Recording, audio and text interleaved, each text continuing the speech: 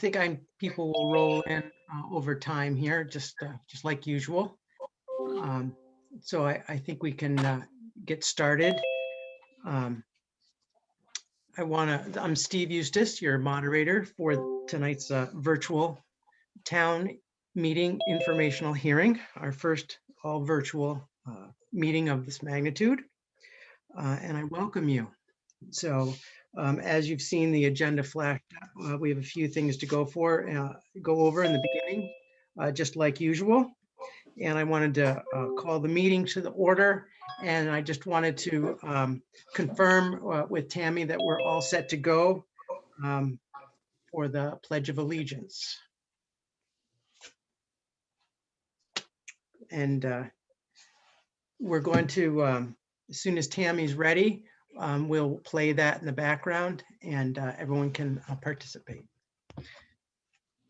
Pledge allegiance to the flag of the United States of America and to the republic which it stands, one nation, under God, indivisible, with liberty and justice for all. And you can stay standing. The next up, we are going to play a singing of the national anthem, and you can you don't have to sing along. You can just because of the echo, but you can enjoy that.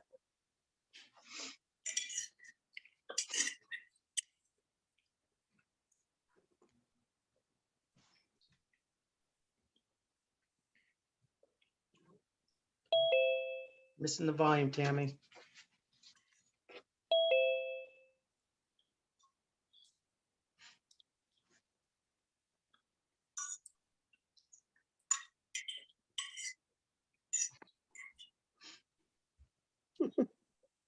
We can all read lips though, so it's okay.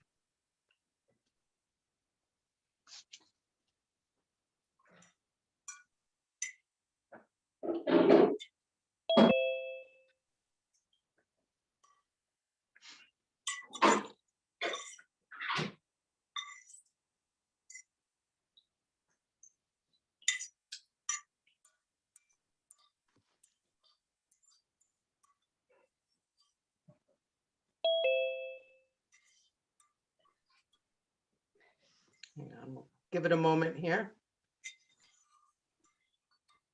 If it doesn't work, that's okay. Just trying to do our best to emulate the normal town meeting pageantry at the beginning.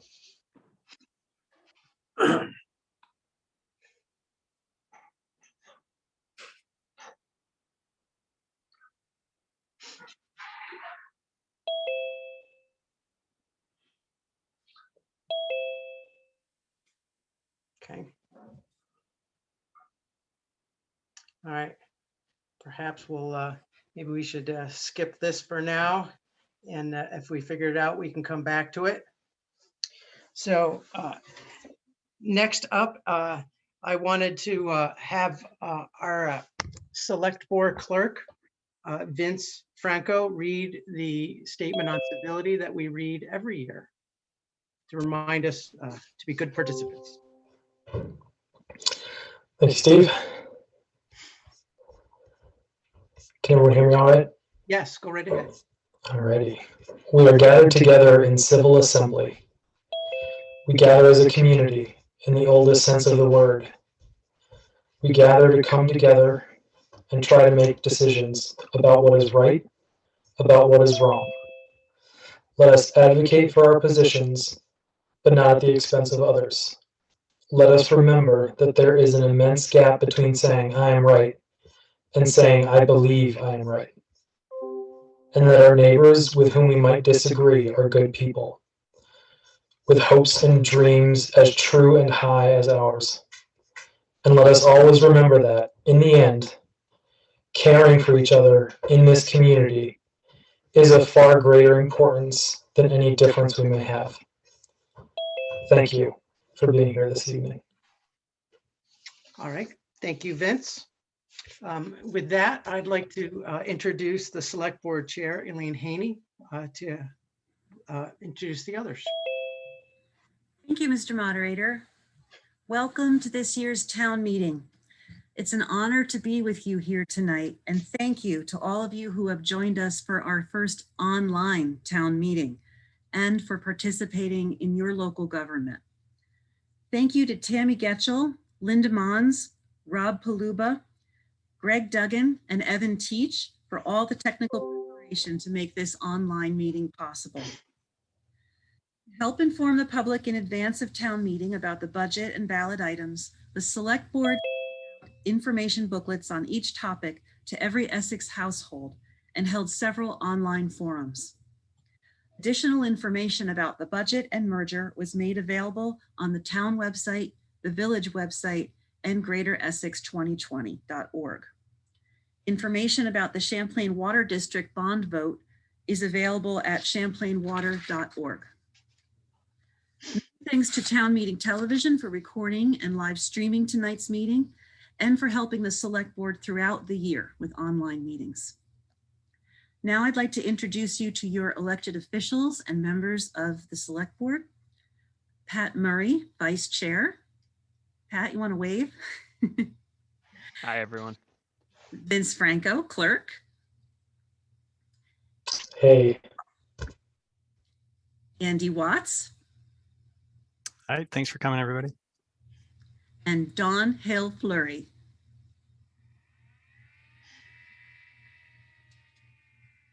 I saw Dawn here, so. Yeah, Dawn waved. Okay, great. I'd also like to introduce our town staff, senior staff. Evan Teach, Unified Municipal Manager. Sarah Macy, Finance Director. Greg Duggan, Deputy Town Manager. Good evening, everyone. Susan McNamara Hill, Town Clerk. And Kathy Ainsworth, our Recording Secretary. Hi, everyone. I'd also like to recognize we have many distinguished guests here this evening. We'll start with the Village Board of Trustees, Andrew Brown, President. George Tyler, Vice President. Dan Karen. Hi, everyone. Amber Tebow. And Raj Chawla. Elaine, it's George. Hi, Elaine. I'm here. Hi, George. Sorry about that. There are also several members of our state delegation here this evening. Representative Mary Beth Redmond. Good to be here. Representative Tanya Vihovsky. Hi, everyone. Thanks. It's great to be here. Representative Lori Houghton. Hi, everyone. Good to be here tonight. Representatives Karen Dolan and Alyssa Black are unable to be here at this time. Representative Black will try to get here after the Westford Town meeting. I'd also like to recognize any and all of our community volunteers who might be here tonight. Thank you for your continued service to Essex during these difficult times. Thank you for your dedication to our community. Normally, if we were at the gym, or excuse me, at the auditorium, we'd be giving you all a standing ovation right now, but thank you for your service. It now gives me great pleasure to introduce to you our special guest, Congressman Peter Welch. Welcome to Essex, Congressman, virtually. You know what, it's great to be there virtually. And let me just say, before I get down to business, what a thrill it is actually to be even at a virtual town meeting. You start out with the pledge, the anthem, and that commitment to civility. I mean, it's so important. You know, we in Vermont, we tend to take that for granted. But in January 6th, I was down here in the Capitol, in the gallery when, you know, two things happened. There was a mob attack, as you know, but the two things that were so disturbing for us is one, it really was challenging the acceptance of the outcome of an election. And of course, you know, anybody involved in town politics knows elections are, they're fiercely contested and people have strong points of view. But what we know is that you win or you lose, you know, you'll fight another day and you have confidence in your town clerk and that the outcome is the outcome. And there's a certain humility, I think, that we have to have in a democracy, where even as we advocate fiercely for what we believe is the best interest of our community, we understand that other people have different points of view. And any of us who've been in this for any length of time has experienced the realization that, you know what, she was right and I was wrong. We may not like to admit it, but we have to. That's part of it. And it's such a thrill for me to participate and see that spirit alive. So thank you for that. And I got to say, I think that the way we do things in Vermont and town meeting, that spirit we need more of down here. A couple of things that are going to be really, really important for you in the town, your representatives, your select board, and your in your school board. The aid package that we passed in the House, this is to get us through COVID. And we've got great opportunity here because the vaccines work and people are getting vaccinated, almost 3 million a day.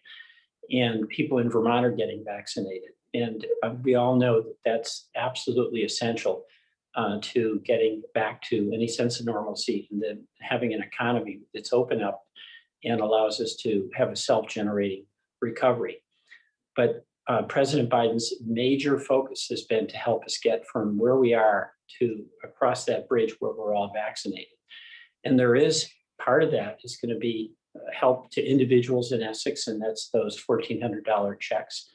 Part of it is going to be extended unemployment to folks in Essex who are unemployed and are really trying to figure out how to pay the rent. Part of this, though, is going to be $600 million that goes to the state of Vermont.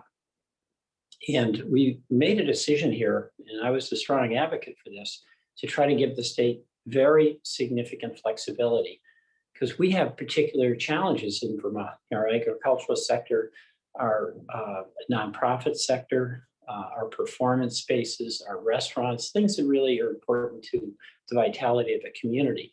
And the flexibility means that your representatives who are with us today and the governor are going to be making big decisions.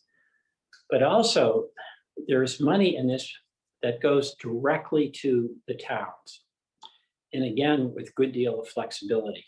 So for instance, Essex, in the bill that's passed by the House, now I want to qualify what you're about to hear, because this is what's in the bill I voted on, but it's now in the Senate, and it can be changed there. But there's about $200 million that would come to Vermont municipalities. And under the bill we passed, and I hope it survives, 2.165 million would come to Essex. And that means opportunity, but it means the wisdom of your leadership and your voters about how best to use that to help recover and do things that will be helpful in the long term for Essex. Those are local decisions where there's going to be a lot of debate, but it's going to take a community-wide effort to take full advantage of that to maximize the benefit for the people in Essex. Also, $5 million is slated to go to the school district. Now, all of us want our schools to be open. We want our kids back in school. We want everyone there, our students, our teachers, and the staff to be safe. And there's a recognition here in Washington that in order to open schools safely, schools are going to need to do things that cost money. And it's everything from, in some cases, extra staffing to making adjustments in the physical spaces to things like ventilation, but some things that are immediately doable but do cost money, and some things that may take a little longer but do provide future protection. So there's been a big commitment here, and I see it as my job, Patrick's job, and Bernie's job. Our job is to try to get those resources back to our state, but then to our local communities as well, where the really hard decisions, how do you open a school? How do you do it in a way that is safe? How do you make the micro adjustments given your physical plant and facilities. How do you do that so that it can be safe? Those are hard discussions and hard decisions. And if we get resources back to you, and I think we will, that's going to give you some latitude to make decisions that do cost money without burdening your property tax base. But I want to say to you that I fully appreciate what a challenge it is for local communities. But I also want to say that I think you can do that job far better than Bertie, Patrick, and me can, or the federal government can. We just don't know those micro decisions. And everything that you do is going to be about the betterment of your children. Everything you do is going to be about the safety of your teachers and your students. So this bill that's making real progress, we hope will be acted on in the Senate next week and then signed by the president by March 14th. That's the hope, but we'll see what happens. So thank you so much for allowing me to be present with you. And I wish you the best of luck in facing the challenges ahead. Congressman Welch, Thank you, so Congressman much Welch. for your time. Go ahead, Elaine. Good luck. Well, I believe do we have time for a question or two? Yeah, I think we can allow a few minutes in case anybody has a question. If anyone has a question for Congressman Welch, I think we have time for 2 questions. We were told that was the allotted thing we could do. Raise your hand using the Zoom toolbar.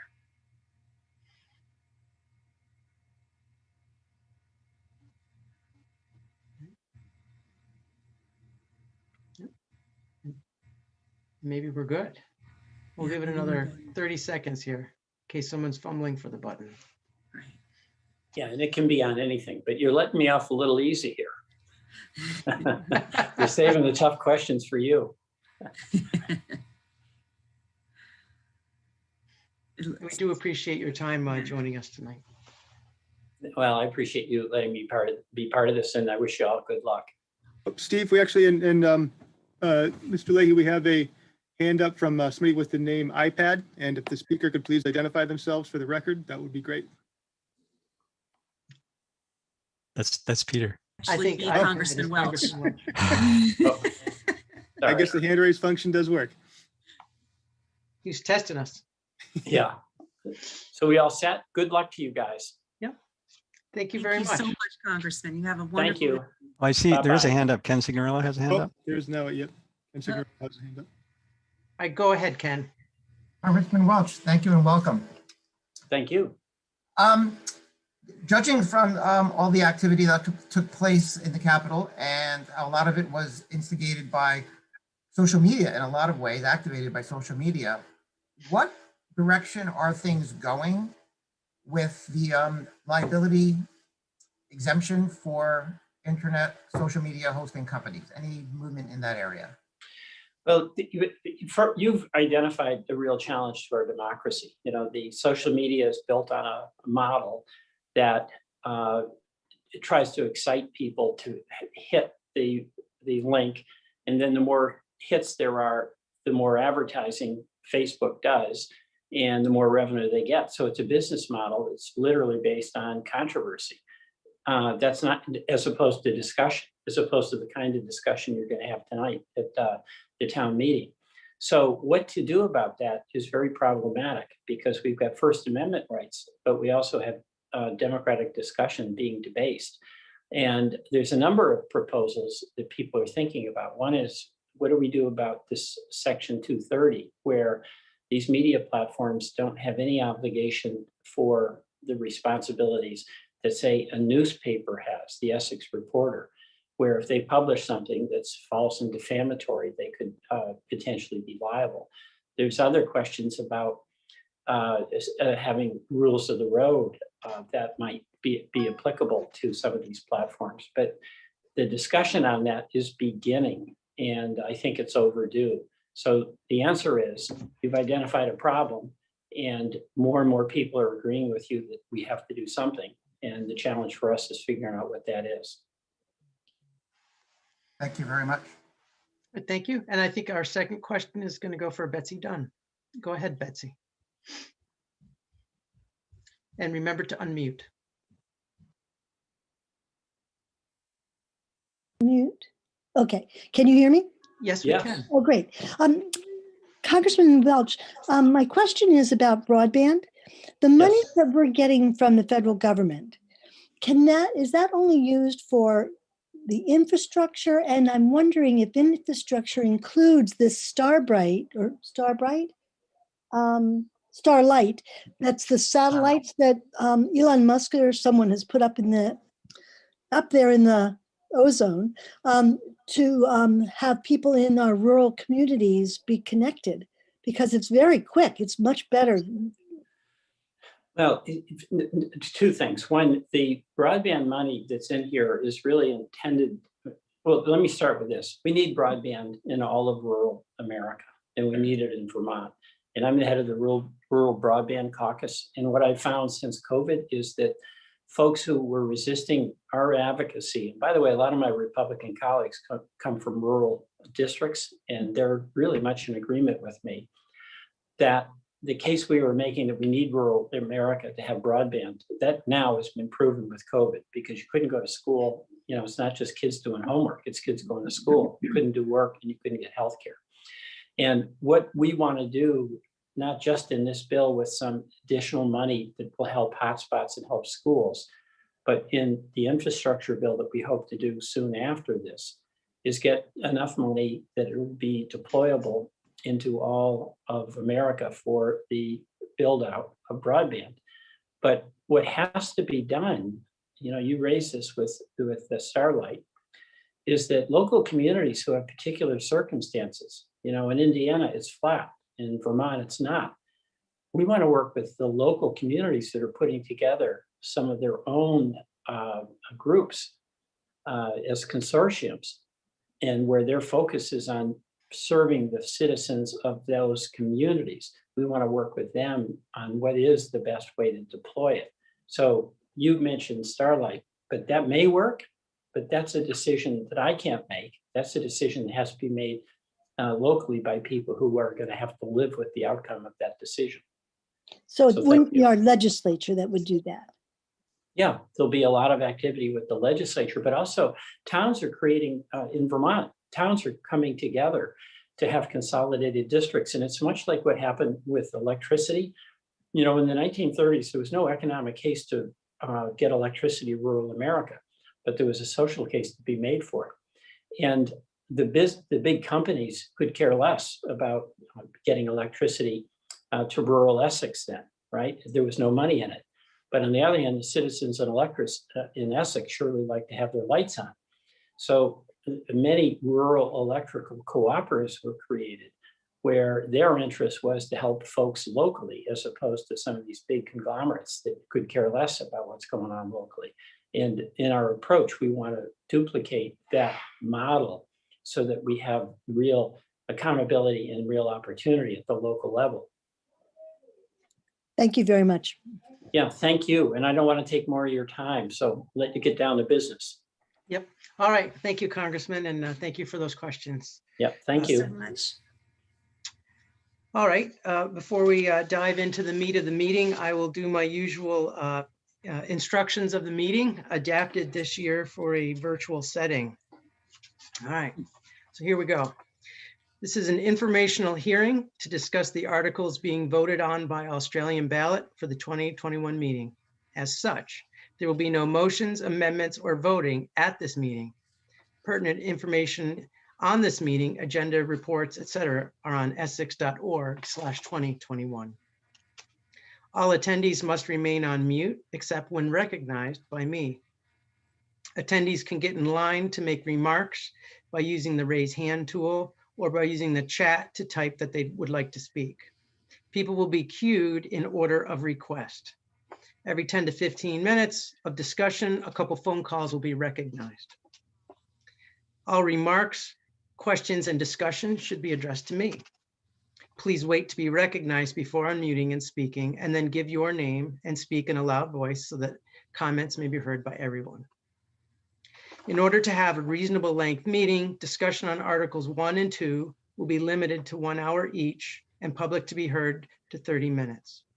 The select board presentation at the beginning of each article does not count towards the discussion limit. If the discussion on Article 1 does not use the full hour, the unused time will be added to Article 2. As in our usual town meeting, each person should plan to limit their time to 2 to 3 minutes so that more people have a chance to speak.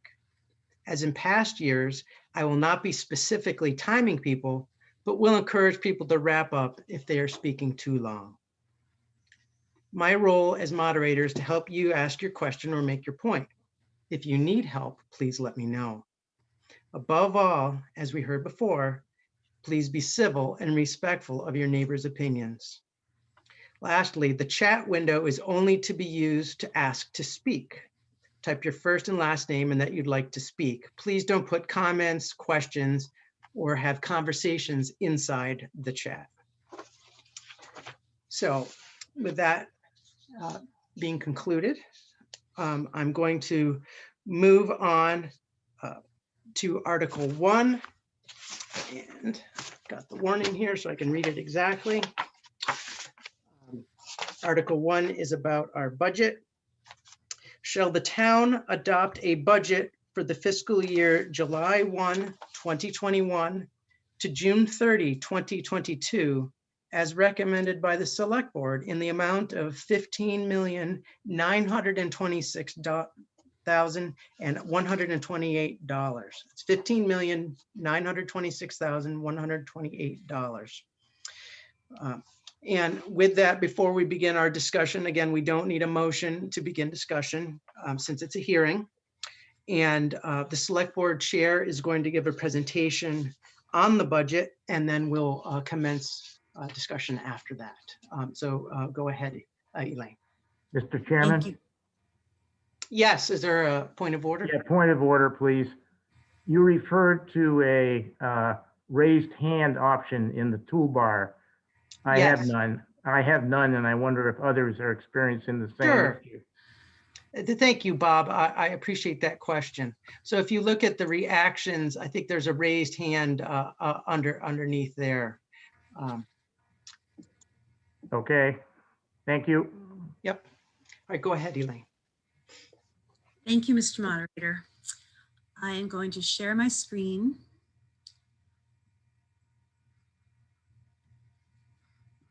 And we are going to start the slideshow. Okay, can everyone see that? Or Steve, can you give me a heads up on that? I can see it. Go ahead, Elaine. Thank you. So I will walk us through the FY 2022 budget, which goes from July 1, 2021 to June 30, 2022. We'll start with a list of town services that were previously consolidated or aligned with village services to provide greater efficiencies in service delivery for the entire community. Police and senior van service were consolidated many years ago. In 2014, we began sharing the position of unified manager. In the last several years, we have consolidated multiple other departments. In FY19, we aligned the fire department's pay and training. Both departments retained separate budgets. In FY20, Essex Recreation and Parks Department relocated from 81 Main Street to join Essex Junction Recreation and Parks at Maple Street. Both departments retained separate budgets. There are no new consolidations for FY21 or 22. There are other services we share. The town of Essex shares the wastewater treatment facility with the village of Essex Junction and the town of Williston. The town pays for the services of Essex Rescue, Green Mountain Transit, and Chittenden County Regional Planning Commission for all residents. These are not services actually provided by the town. We share health insurance, employee benefits, buildings and property maintenance, and economic development services. In addition to the improved services achieved over the last several years through consolidation, we have also achieved significant savings in taxpayer dollars. Since FY14, consolidations have saved Essex taxpayers over $3 million. These are taxpayer dollars that would have been spent if these consolidations did not happen. In addition, the town and village are sharing equipment and human resources whenever possible. These figures are the lowest estimate and are the most easily quantifiable. Other less tangible savings have also been achieved through efficiencies and improved practices.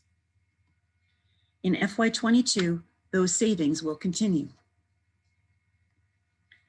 More specifically, in FY22, consolidation savings to town taxpayers will total $333,022. When coupled with the savings to the village of $383,776, together the community will see additional savings in FY22 of $716,728. Another way to say this is that the town budget would be that much bigger if these consolidations didn't happen. In FY22, we will continue the savings we've achieved from the previous consolidations. These savings are passed on to town taxpayers in the following ways. This year, consolidation savings are reducing the estimated tax rate from 0.5387 to 0.5264. Without the consolidation savings, the estimated tax rate would be 1.23 cents or 2.09% higher. This would have been an additional $34 on a $280,000 property. These are the objectives the Select Board had when creating the FY22 budget. Ensure continued delivery of quality services to attract and retain quality talent in all departments. Improve economic development efforts. We wish to establish and better maintain business resources and relationships. Focus on savings in anticipation of future capital expenses. We want to plan how to spend taxpayer dollars most efficiently, and to minimize the impact on the tax rate. These are the new or enhanced programs proposed in the FY22 budget. Funding for police body cameras and associated software. This investment will enable greater transparency in our police practices. 2 new positions, Economic Development Coordinator, which is half-time, and previously approved Assistant Manager, which is full-time. The inclusion of the village highway rolling stock costs and the elimination of town highway tax. This change will equalize the tax rate charged for heavy equipment across all town taxpayers and also eliminate a tax that has been charged to town outside the village residents only. Funding for racial equity and inclusion work, and funding to pay stipends to all volunteer board and committee members.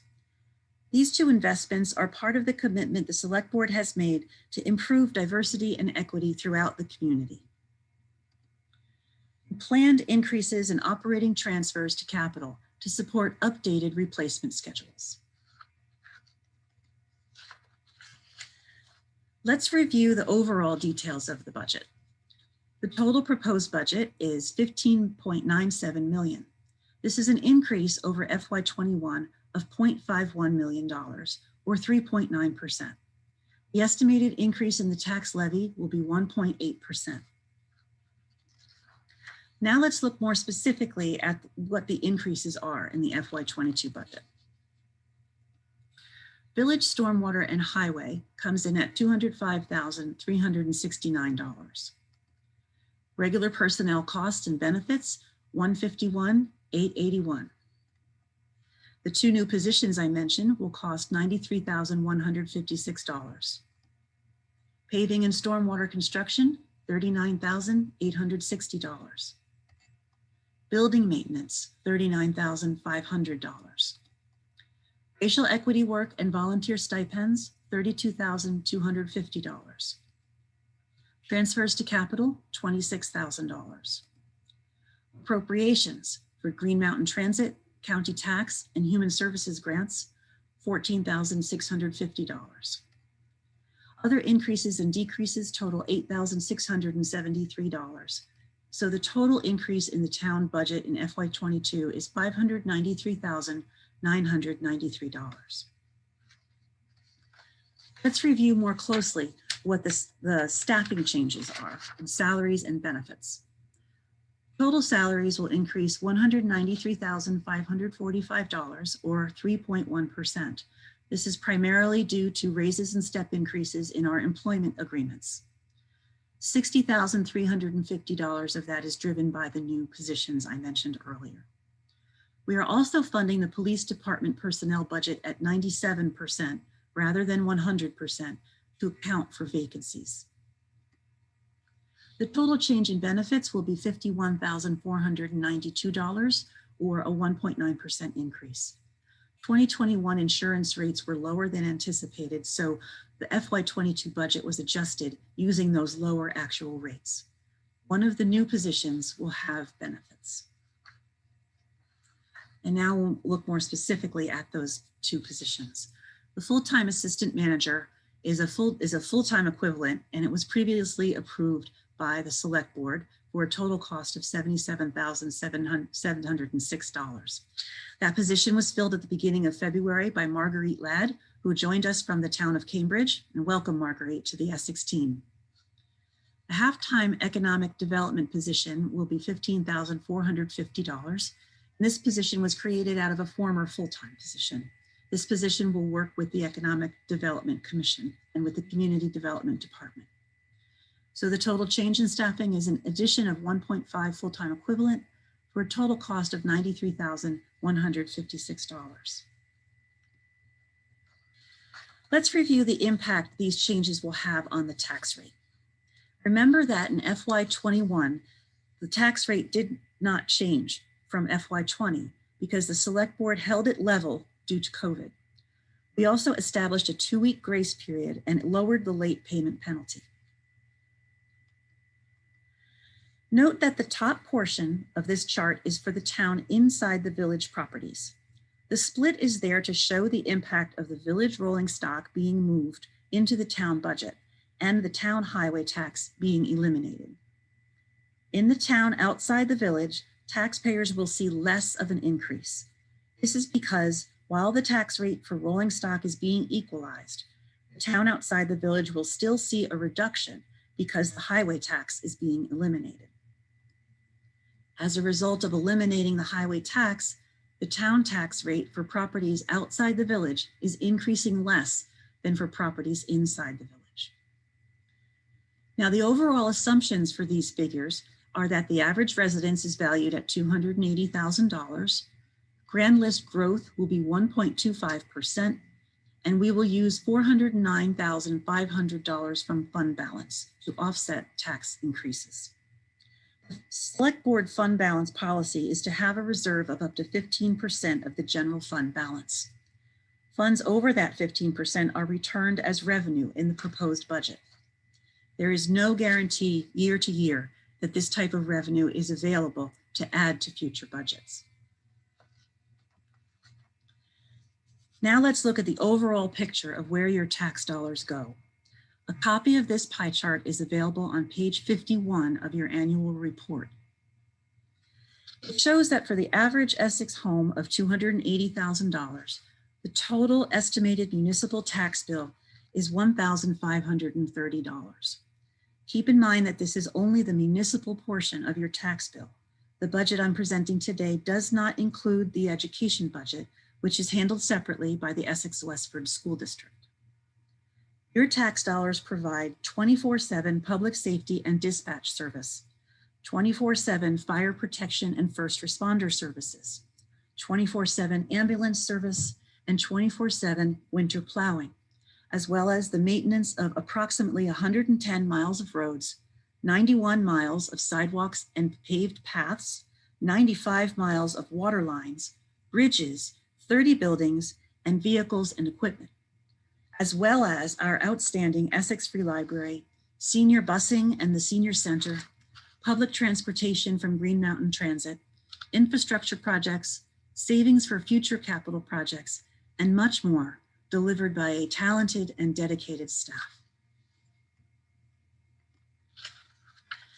That is our proposed FY22 budget.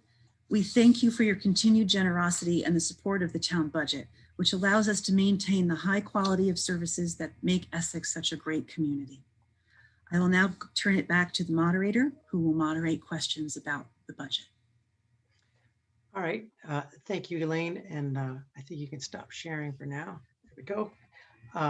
So it's, and if someone brings up a particular point on the budget that's in the annual report that everybody was mailed a copy of and wants to cite the page or line item, that is helpful for people following along. That being said, it's 8:12 on my watch, so we'll get started on discussions, and you can ask a question, make a point, however you'd like to do it. And again, you can raise your hand or type in the chat window that you'd like to talk. So I'll entertain the first person who would like to speak.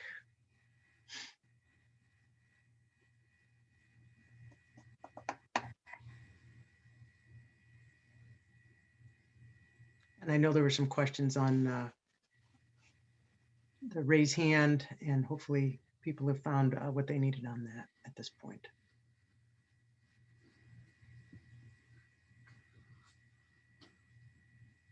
Okay.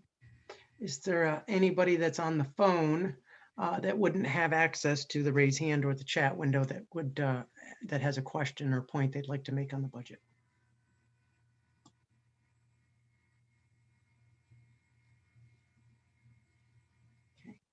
I see there's only a couple phone calls. Most of the people are dialed in from a computer or a pad, so they have access to the features. All right. While we're waiting, just to give people that second in case they're, it's a new technology for some people, we'll give them a chance. And I also want to thank everyone for their patience as we work through things and deal with technology and all of that. Nothing ever works perfectly, especially the first time to a meeting this large. All right, we'll give it any last chance on the budget. Okay, so perhaps we can close that section of the meeting. And we can allocate this time to the merger discussion. So if I'm reading the Article 2, which we'll now move on to, Article 2 states, shall the town of Essex adopt the plan of merger of the town of Essex, Vermont and village of Essex Junction, Vermont, dated January 11, 2021, and the proposed charter for the merged municipalities. Copies of the plan of merger, including proposed charter provisions, are available at the clerk's office at 81 Main Street. And there's offers ways to get more details. So that's Article 2 as written in the warning. And with that, the chair was going to give a presentation as well before we start discussion. So Elaine, you can go ahead with that. Thank you, Steve. And I will be joined by Pat Murray and Vince Franco on this presentation. So I'm going to share my screen. Take a moment to do that. Make sure all my settings are. I can see your screen. It's not in presentation mode, but I can see it. That's okay. I just needed to fix a setting there. And now we will begin. Yeah, and that's in presentation mode now. Thank you, Steve. I really appreciate that. So this is the plan of merger for the town of Essex and the village of Essex Junction. And as I described earlier in the budget presentation, we have had many consolidations to date. And I'll start on this slide with in 2018, Unified Manager Evan Teach began his service with the town of Essex, and the select board and trustees began meeting on a regular basis monthly. And at that time, the select board and trustees appointed a governance subcommittee, which was in existence for 2 years. And the subcommittee began work on drafting the merger charter in 2019. And today we are here talking about the merger plan as a result of that committee's effort and the effort of the select trustees and the many different variations of public's input that we've had, and attorney services as well. So now I will turn it over to Pat Murray to continue the slideshow. And Pat, just let me know when. Thank you, Elaine. You can go ahead and awesome. Perfect. So why are we considering merger? Well, for one government rather than the two separate that we have now with the select board and the village trustees. It will provide more transparency going forward. We'll be able to consolidate to one set of ordinances, something that our police officers have requested for some time to negate the challenges that there is in enforcing two sets of separate ordinances within one community. The new community would have Australian ballot budget voting. This was something that our voters approved in November, and is included here just as a reaffirmation because it is in the new charter that we will continue Australian ballot budget voting going forward. As we are here today, and you can see town meetings will become informational going forward.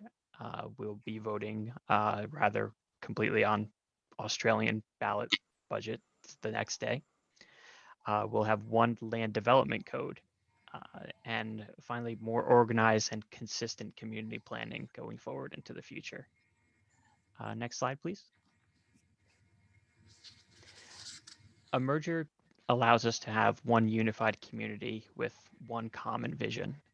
It sets its course together on a number of issues that we have come across over the years. It allows us to better streamline and anticipate problems with racial justice, introducing equity and safety into our community. Allows us to become a more welcoming and inclusive community. No longer will there be separate which side of the line do you live on. We'll be able to address housing that meets the needs of our entire community for individuals that want a more urban setting, and for those who want a more rural feel to their homes. You'll be able to have that. Essex provides it all. The community and economic development will be able to be unified going forward. It allows for the preservation of open space and stewardship of the environment in a complete town plan. We'll be able to continue with our first-class recreational facilities and indeed hopefully build upon them as our rec departments would come together. And finally, this allows for us to build resiliency and sustainability as we would become effectively the second largest community within Vermont. And Vince, if you would like to take over. Thanks, Pat. All right, we're going to talk about some of the benefits of merger. These are some of the benefits village residents will see from merger. Tax equity. Excuse me. The goal is, after 12 years, for everyone in our community to pay the same tax rate for all services provided by the town. Predictable representation. An even-numbered board of 6 members assures that for the first time, both town outside the village residents excuse me, and residents in the village will have an equal number of representatives on the select board. Initially, it removes an extra vote needed for the village budget and election of village trustees. These are some of the benefits town outside the village residents will see from merger. Again, like village residents, the town outside the village residents gain predictable representation with an equal numbered board. Equal access to services and programs once offered by the excuse me, by the Essex Junction Rec Department, with no village priority and no additional fees for town outside the village residents. Town outside the village residents will have more say in spending, planning, and development in all parts of the town. Recently, the town ended its recently the town ended its contract with the YMCA and began receiving childcare services from EJRP, which offers 5-star childcare that the YMCA did not, and which also costs less. This change will be made permanent with merger. Next slide, please.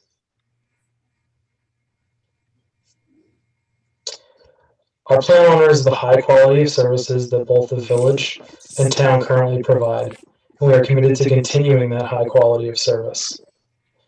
It also honors our two communities' identities by keeping the name, the town of Essex, and including an unincorporated village of Essex Junction. Now, Pat will speak to some of the challenges of merger. Take it away, Pat. Thank you, Vince. I think, as we all know, we anticipate that there would, of course, be challenges related to any merger plan. You've identified 4 primary ones. First, it would be a way to integrate the $3.5 million Essex Junction tax levy into the $15 million Town of Essex budget. We want to maintain the high quality of municipal services that we currently have and that residents expect and pay for. We want to achieve eventual tax equity between those who live in the village and those who live in the TOV. And finally, we want to make sure that we're preserving the identities of both the town and the village itself. Next slide, please, Elaine. So a gradual timeline. Now, the Town of Essex levies taxes on all town properties, which does include the village of Essex Junction. The village levies taxes on village properties only. As a result of this, the average village property owner pays an additional $925 a year, approximately, in taxes. By merging the town and the village budgets all at once, this would result in a single one-time increase of $330 for town outside the village properties in 1 year. An all-at-once increase like that could also result in people coming to us for a desire for significant cost cutting. That would negatively affect our municipal services, which undermines one of those primary goals of mergers that I spoke about to maintain our current quality of service. So we adopted a gradual approach. Keep tax increases for the town outside the village reasonable, affordable, and predictable, rather than all at once charge. The 12-year timeline chosen for this coincides with the end of the village's bonded debt and is the length of time preferred by most town residents who responded to the 2019 survey on merger. During this 12-year time period, effectively, the taxpayers of Essex Junction would pay a portion of the tax inequity until it becomes even again. Elaine? Thank you, Pat. So, starting with the first merged year, the separate town and village budgets would become one budget. The piece of that budget that was formerly funded by village-only taxes would be frozen and phased in gradually over a 12-year transitional period. This will cause taxes outside the village to increase about $26 a year for the average property assessed at $280,000. Village taxes would decrease about $35 a year. After the 12-year transitional period, tax rates would be equal for all taxpayers. In addition to any grand list growth, special taxing districts have been included in the plan of merger to help offset the tax impacts outside the village. One of those is a debt district to ensure that village debt remains with village taxpayers until it's retired in 2035. This slide is a summary of the total cost of merger if the two entities were to merge all at once without any districts. The numbers on this slide are calculated based on voter-approved FY20 budgets and the final FY20 grand list. Shortly, you will see slides that have been updated to show FY22 figures. The figures have been calculated assuming no future growth in the grand list in an effort to clearly isolate the impact of merging. Tax rates are calculated by dividing the budgeted tax levy by the grand list. Therefore, any increase in the grand list results in a decrease to the tax rate. The mechanics are the same for the FY22 updated figures you will soon see. You can see that if the two budgets were combined all at once, the impact would be large, which drove us to explore a longer timeline and the inclusion of special tax districts. The two primary benefits of spreading the tax change out over the 12-year transitional period are to lessen the annual impact to taxpayers and to leverage the growing grand list, which will also serve to lessen the impact over time. This table shows the annual change in taxes when the change is spread over the 12-year transition period and the village is designated as a special taxing district for debt, sidewalks, and capital during that time. Again, these are FY20 figures. You will see updated FY22 figures shortly. At the end of the 12 years, these districts would go away.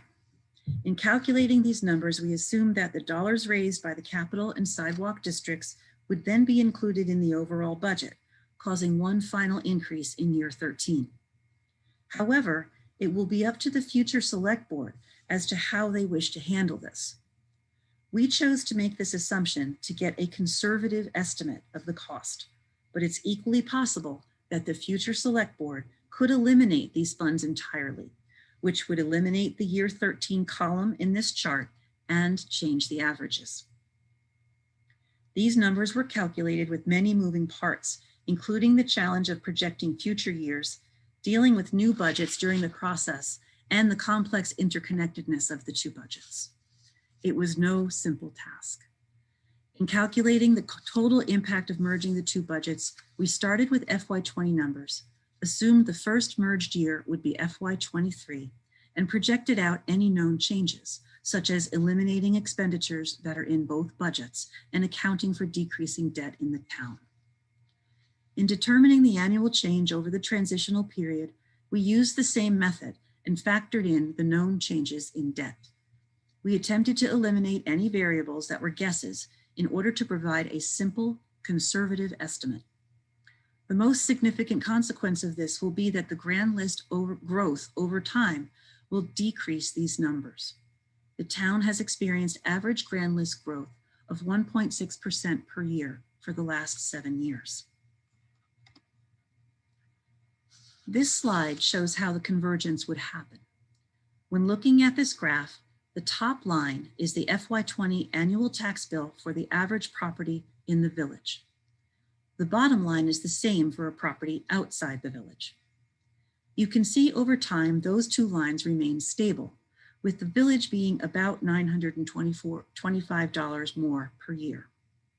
The middle two lines show how the taxes for that same average property would decrease gradually over time in the village and increase gradually over time outside the village to meet at a midpoint at the end of the 12 years. Now, this graph is a very simple example and does not factor in any grand list growth. Its purpose is to give the viewer an illustration of the impact of the 12-year transitional period. The town was asked to update these figures to reflect proposed FY22 budget numbers. The next few slides reflect these updated figures. Now that we have an FY22 proposed budget, which we will be voting on soon and is therefore not approved yet, we have created new slides. This slide is an update of the slide shown before, now with FY22 numbers. This update shows the average property of $280,000 is now estimated to have a total increase of $373 compared to the $329 using FY20 numbers. Again, this is an estimate that does not factor in grand list growth or the impact of special taxing districts. We have also recalculated these figures to account for grand list growth and the special taxing districts, and you will see those figures shortly. This slide is an update of the annual increases and decreases using FY22 numbers. The yearly increase has changed from $24 to $26 per year for the town outside the village. The yearly decrease for town inside the village properties has changed from $34 to $37. The estimated average annual change based on the new FY22 figures is a $29 increase for town outside the village and a $44 decrease for town inside the village. The estimated total increase for town outside the village properties is $373, and the estimated total decrease for town inside the village properties is $568. When we factor in grand list growth and the special taxing districts, these figures change. This slide shows 3 scenarios. The high range shows the cost, assuming 0 growth in the grand list, and that the sidewalk and capital districts are moved into the town budget in year 13, causing a final increase. The average is calculated over 13 years. You can see it's the $373 total and the $29 annual increase from the last slide. And for the village, the total reduction is $567 or $44 annually. The middle range shows the cost, assuming a 1.25% annual growth in the town grand list, and assumes the sidewalk and capital district funding is moved into the full budget in year 13. The average is calculated over 13 years. In this middle range, the total cost to town outside the village properties drops to $309. The annual average cost drops to $24. For village properties, the total reduction is $630 or $48 annually. The low range shows the cost assuming a 1.25% annual growth in the town grand list, 0.5% growth in the village grand list, and assumes that the sidewalk and capital district funding is eliminated in year 13. The average is calculated over 12 years for the town outside the village and 13 years for the village. This is because eliminating the sidewalk and capital district funding would have one final decrease to the village, but no final increase to the town outside the village. In this low range scenario, the total cost to the town outside the village drops to $259 or $22 a year. The total reduction for village properties is $674 or $52 annually. The town has been asked to talk more about the cumulative impact of the taxation plan. This slide shows that the total amount paid by a town outside the village taxpayer over the course of 13 years will be approximately 12% more as a result of merger than it would be without merger, assuming 0 growth in the budget or grand list. For a village taxpayer, this will be an overall decrease of 10%, looking at the sum total of all 13 years and comparing it to the same total without merging. This is not the annual impact, but an impact over multiple years.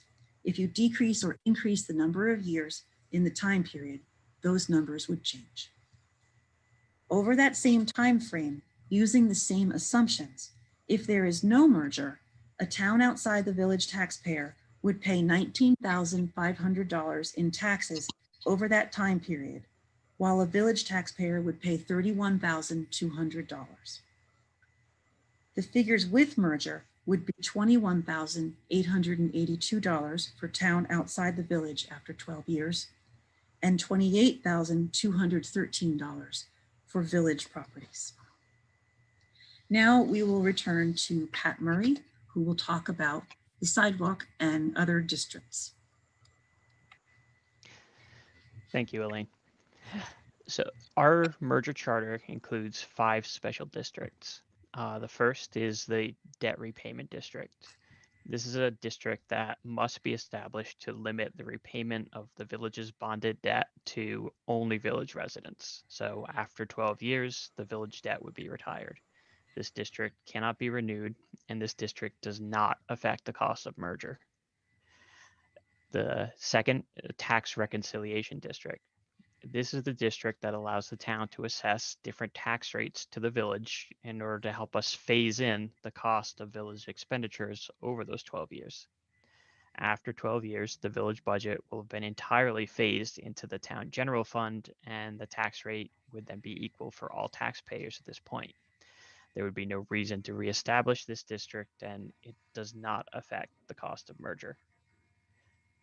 Next slide, please. Now, while the first two districts are required by the state, the next are ones that we've chosen to introduce. The sidewalk district. This district allows the town to raise taxes from village residents to pay for the same level of sidewalk maintenance in the village that village residents are currently paying for. These services are estimated to cost approximately $125,000 a year. This district reduces the cost of merger to the town outside the village residents slightly. Only village residents would pay these taxes during the 12-year transition period, and the goal is that we are attempting to lessen any impact for additional fees placed on TOV residents. At the end of the 12-year period, the additional costs and service for the village sidewalks would come to an end. The elected board and community could seek to either continue the district or expand the district to include other areas of the town, which would require a charter amendment and a community vote. Number 4, our capital improvement district. This district allows the town to raise taxes from village residents to enable some village capital projects to be funded solely by village taxpayers. After 12 years, this district would sunset, and moving forward, the costs of all capital projects, both town and village, would be paid by all taxpayers, as town capital projects are currently paid. This district also reduces the cost of merger to town outside the village residents slightly. Finally, the Downtown Improvement District. This district allows the village to maintain its downtown designation. At the end of the 12-year transitional period, this district would end, and this district does not affect the cost of merger. I do want to note that the Downtown Improvement District, in the merger booklet on page 12, it does incorrectly state that the select board would have taxing authority for this district. It would not. However, it is not a taxation district. We've corrected it in the slideshows, but it has not been updated in the printed version of the booklets that people received. Vince, if you would continue, please. Thanks, Pat. We're going to talk about representation and voting, representation, voting, and governance in the plan of merger. So after the legislature approves of the merger, the then current town select board and then current village board of trustees will merge into a single interim governing body for a limited time until elections for the new permanent select board are held. The proposed plan of merger outlines the creation of 2 new voting wards. Ward 1 includes all areas outside the boundaries of the unincorporated village. Ward 2 includes all areas inside the boundaries of the unincorporated village. In the proposed plan of merger, the new permanent select board would have 6 members, with 3 seats elected by Ward 1 and 3 seats elected by Ward 2. This governance structure differs slightly from the merger charter passed by the village. We'll have more on that later. Next slide, please. So 3+3 is included in the proposed merger charter to make sure that the state legislature knows that this governance model continues to be the will of the people of Essex and should be used in the new merged community. An even-numbered board honors the proposed 3+3 charter change that was approved by a town-wide vote in March of 2020.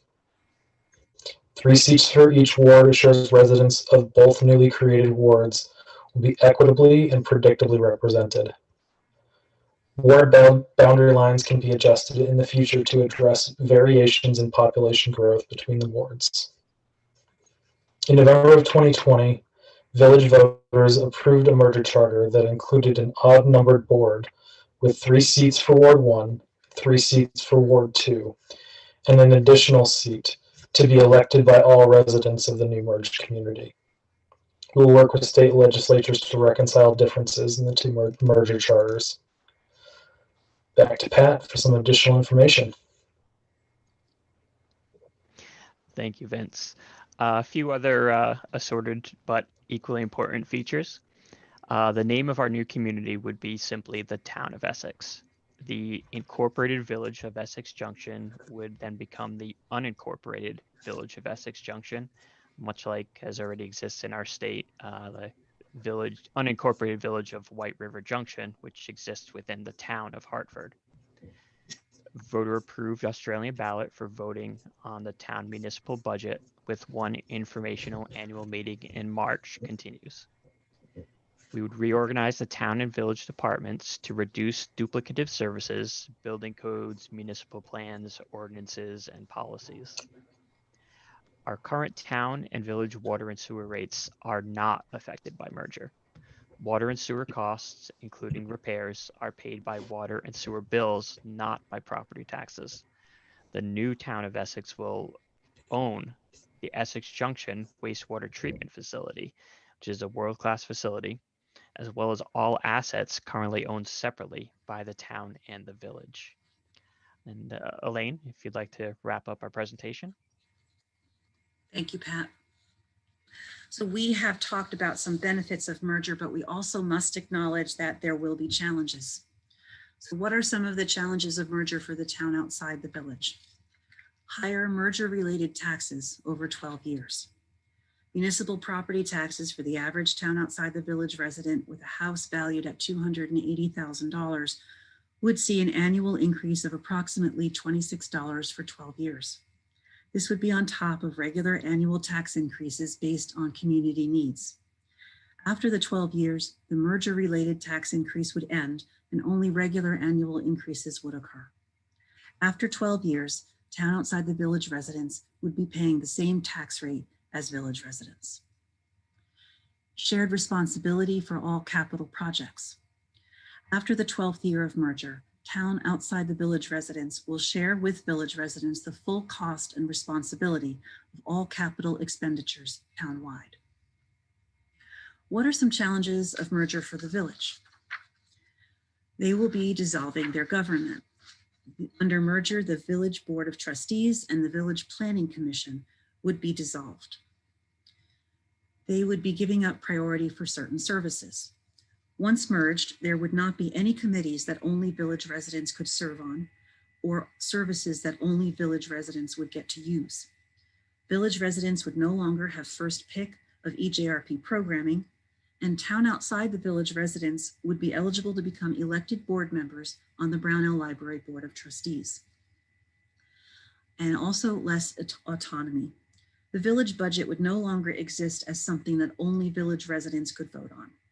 There would be only a single town budget covering expenses for the entire town, including the village, that all town residents would vote on.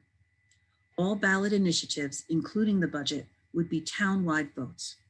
Village residents would no longer vote twice on any ballot items. And what is a challenge for everybody? Potentially longer wait times for infrastructure projects. The town outside the village and village infrastructure projects lists would be merged into a single capital project list, and priority projects would be selected from this prioritized list, resulting in potential wait times for projects. So next steps, we are pretty much at the fourth bullet at this point. We've held 2 public hearings. The ballots went out in the mail in early February. Town meeting is happening right this moment, and we will be voting at the polls tomorrow. If merger passes, the charter and the charter that the village passed in November will both go to the legislature for their consideration for reconciliation and approval. As always, you can find information about merger on our website, essexvt.org, essexjunction.org, or greateressex2020.org. And at any time, you can reach out to the members of the Select Board with your questions and concerns. And I believe our phone numbers are also posted on the town website. So feel free to reach out. So now I will turn it back over to the moderator to moderate the discussion on the merger plan. Thank you for your time. All right, thank you to all 3 of you for that presentation. My watch shows 8:46 p.m. And obviously, we didn't have discussion on the budget, so that allows up to 2 hours of discussion for this. So again, same thing, you can queue up. I see there is a hand up for Mary Post. So you can unmute and go ahead, Mary. Hi, thank you very much. One thing I'm concerned about is the phase-in of taxes over 12 years. We did ask the question of Elaine earlier if, since this would be something that she said they hoped for, that actually it could be changed in a year. All it takes is someone to try to have a drive to change the charter. And we picked out, when I say we, it was just my husband and I, picked out a house of someone, I won't say a name, who is quite up in leadership in the town of Essex Junction. And he has a house that's quite expensive, like several, a lot of people in the Junction do have a house or a condo. And we figured out that if he and his wife decided to do the phase-in, they would save $6,300 on their taxes. But if they decided they didn't want to, and they decided to try for a charter change, which they could probably get quite a few people who would make the same kind of savings to try to change this, they would save $12,000, $1,000 a year. So I just want people to know, and I would like Chairman Haney to, again, tell the people that this is true, like she did before, that this is something that they're hoping for, but it is not necessarily going to happen. In 1 year, a group of people could try to get that charter change, and Essex, town outside the village members would suddenly have to pay a much bigger tax bill. Thank you. All right, thank you, Mary. Elaine, did you want to respond to that? Yes, please. So I do recall being asked whether the terms of the taxation plan could be changed. And it is true that a charter change can occur. What needs to happen with a charter change, however, is it needs to go through the select board, it needs to go through the voters. And so any change that is petitioned to be done to the charter has to go to a public vote. And so we would have to go through the public hearing process and ballots and all that, and have the entire community approve that change. All charter changes to municipal charters must be approved by the legislature. And so that change would have to go to the legislature as well for their approval. And as we are aware, that is a very long process. My understanding with the way the House Government Operations Committee works is they examine the charter changes that come through. And my understanding is that charter changes that would have a significant economic negative impact on communities, like a sudden change that was suggested by Mrs. Post, I can't speak for them, but they are going to investigate very closely whether it's something that would negatively impact the community financially, and they could turn it down. So I think what I'm trying to say is that while it is true the charter can be changed, the hurdles to actually accomplish such a change are quite high, and there are many. So that's my answer to that observation, and I appreciate the question. All right. Thank you very much. All right, who would like to speak next?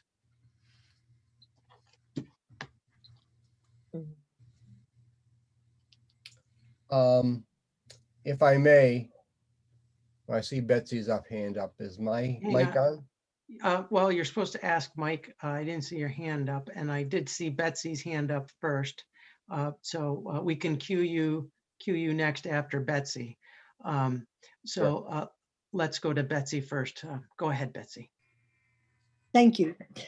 So I have two questions. They're pretty quick. When you talked about the sidewalk districts, I think that was Vince who brought that up. So that's where I guess I would put this question.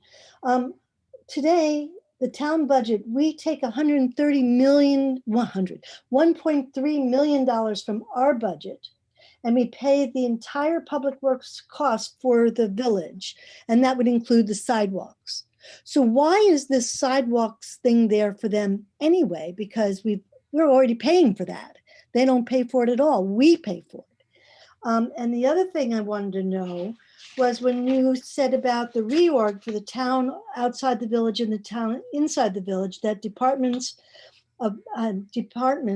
with duplicative services would be evened out.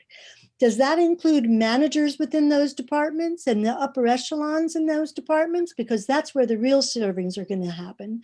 So if you have the fire departments or the libraries, you take one head and you would get rid of the other two, which is a common phenomena in almost all mergers that I've ever heard of. When a business takes over another business, they either use their guy from their HR department and they get rid of the other HR department, or he becomes a assistant to the other person, but they don't maintain the same salary structure. And I think that's where you start to see services that we gain some money out of. And the last question is about the wastewater.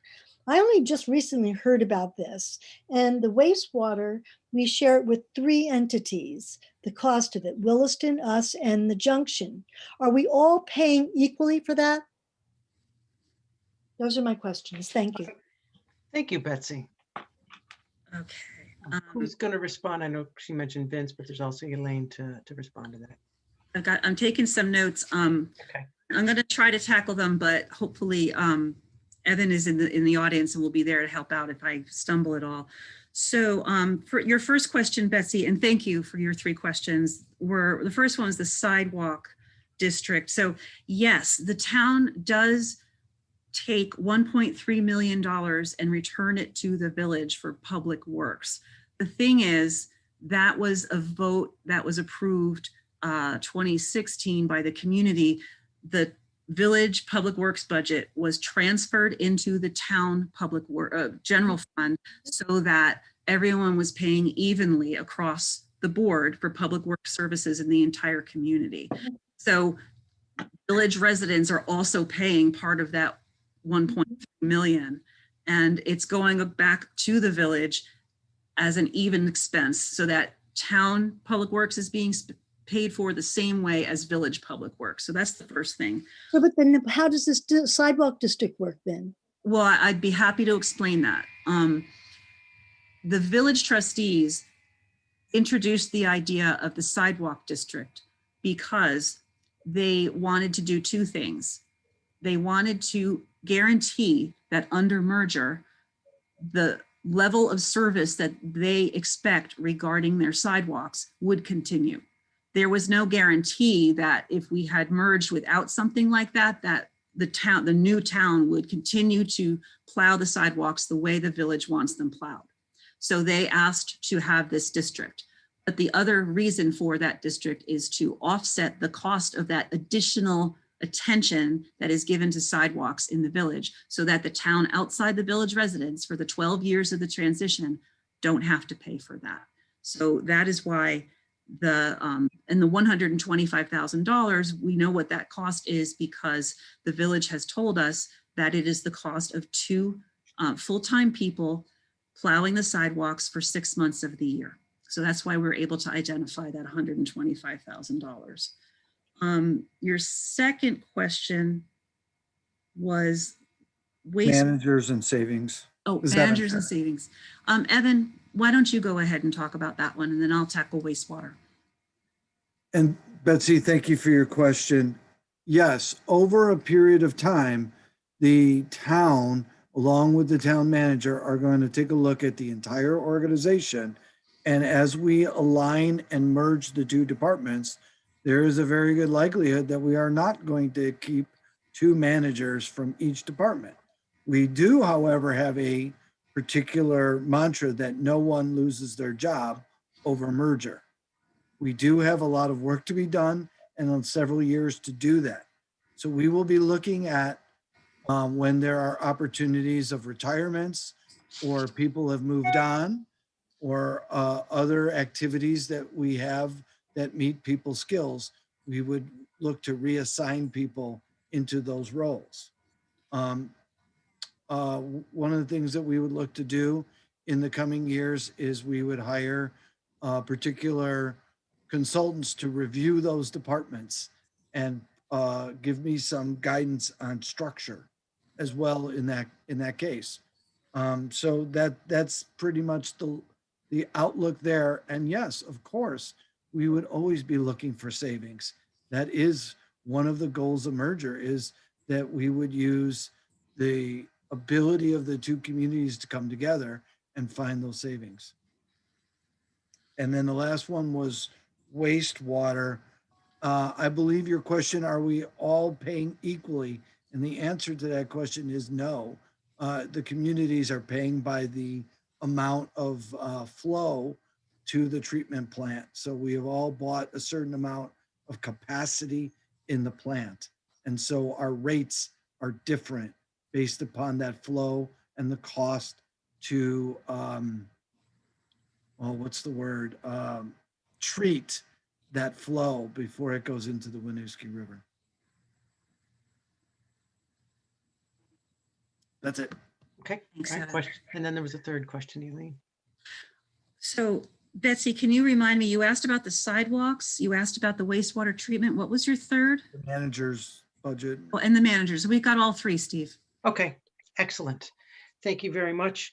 And before we go to Mike, there was a question from someone on whether they have to have video or not, and nobody needs to have video. If you have it, that's great. If you don't, that's fine too. You can just go ahead. So no one should feel bad if they don't have video. So that takes us to Mike Sullivan. Go ahead, Mike. Hi, Steve. Thank you. My answer is my response point here is to Mary Post, Mary, and to all the town. I will work as hard as I do for this merger as opposing any change in the 12-year, 13-year mitigation of taxes. I would not at all. This is what I'm voting for. This is what I want, and fair is fair, and that's my assurance, Mary. So if you and you can hold me to that. Okay, thank you, Mike. That takes us next to Elijah Massey. Thanks very much for taking my question. I was just curious if someone could speak to, it was referenced in the presentation on the merger, the creation of 2 separate wards with 3 representatives from both the unincorporated village and then the town outside the village. And then the difference with the plan that had been approved previously by the village residents, just the process that we might be looking at in terms of reconciling that 3 and 3 and an odd representational format into the future. I know it's not set, but I'd be interested to learn more about what that might look like in terms of an actual process. All right, thank you, Elijah. Would you like to answer that, Elaine? Elijah, thanks for your question. So if merger passes, we would be taking the charter that the village approved and the charter that the town approves to the legislature. The House Government Operations Committee would be reviewing both of those together, and they have the ability to adjust them, edit them, make changes to them, reject them, keep them. They have a lot of authority on that. So I don't have an explanation as to how specifically that process would go, but I do know that they would request input from the select board. They would request input from our elected representatives to the State House, and they would work with us to iron out the differences. Perhaps I could ask Representative Redmond, who might be willing to shed a little more light, or Representative Biehofsky, who sits on the House Government Operations Committee, to shed some light on that process, please. Yeah, I'll start, and then maybe Tanya, you can chime in. Yeah, I mean, Elaine, as you've described, that's exactly what would happen, is all of that would go, and we have already been in touch with our members on the Government Operations Committee, letting them know that the vote is coming, and that we will be bringing something to them as a result of the elections. So they are prepped, they know about that. And yeah, essentially 11 members of the Government Operations Committee will take testimony and really study the charters and the issues, ask a lot of questions. There'll be opportunities for folks from the town outside the village and the village to weigh in and share their views, and then they will make a decision. And Tanya Vihovsky sits on the Government Operations Committee, so I'll let you chime in as well, Tanya.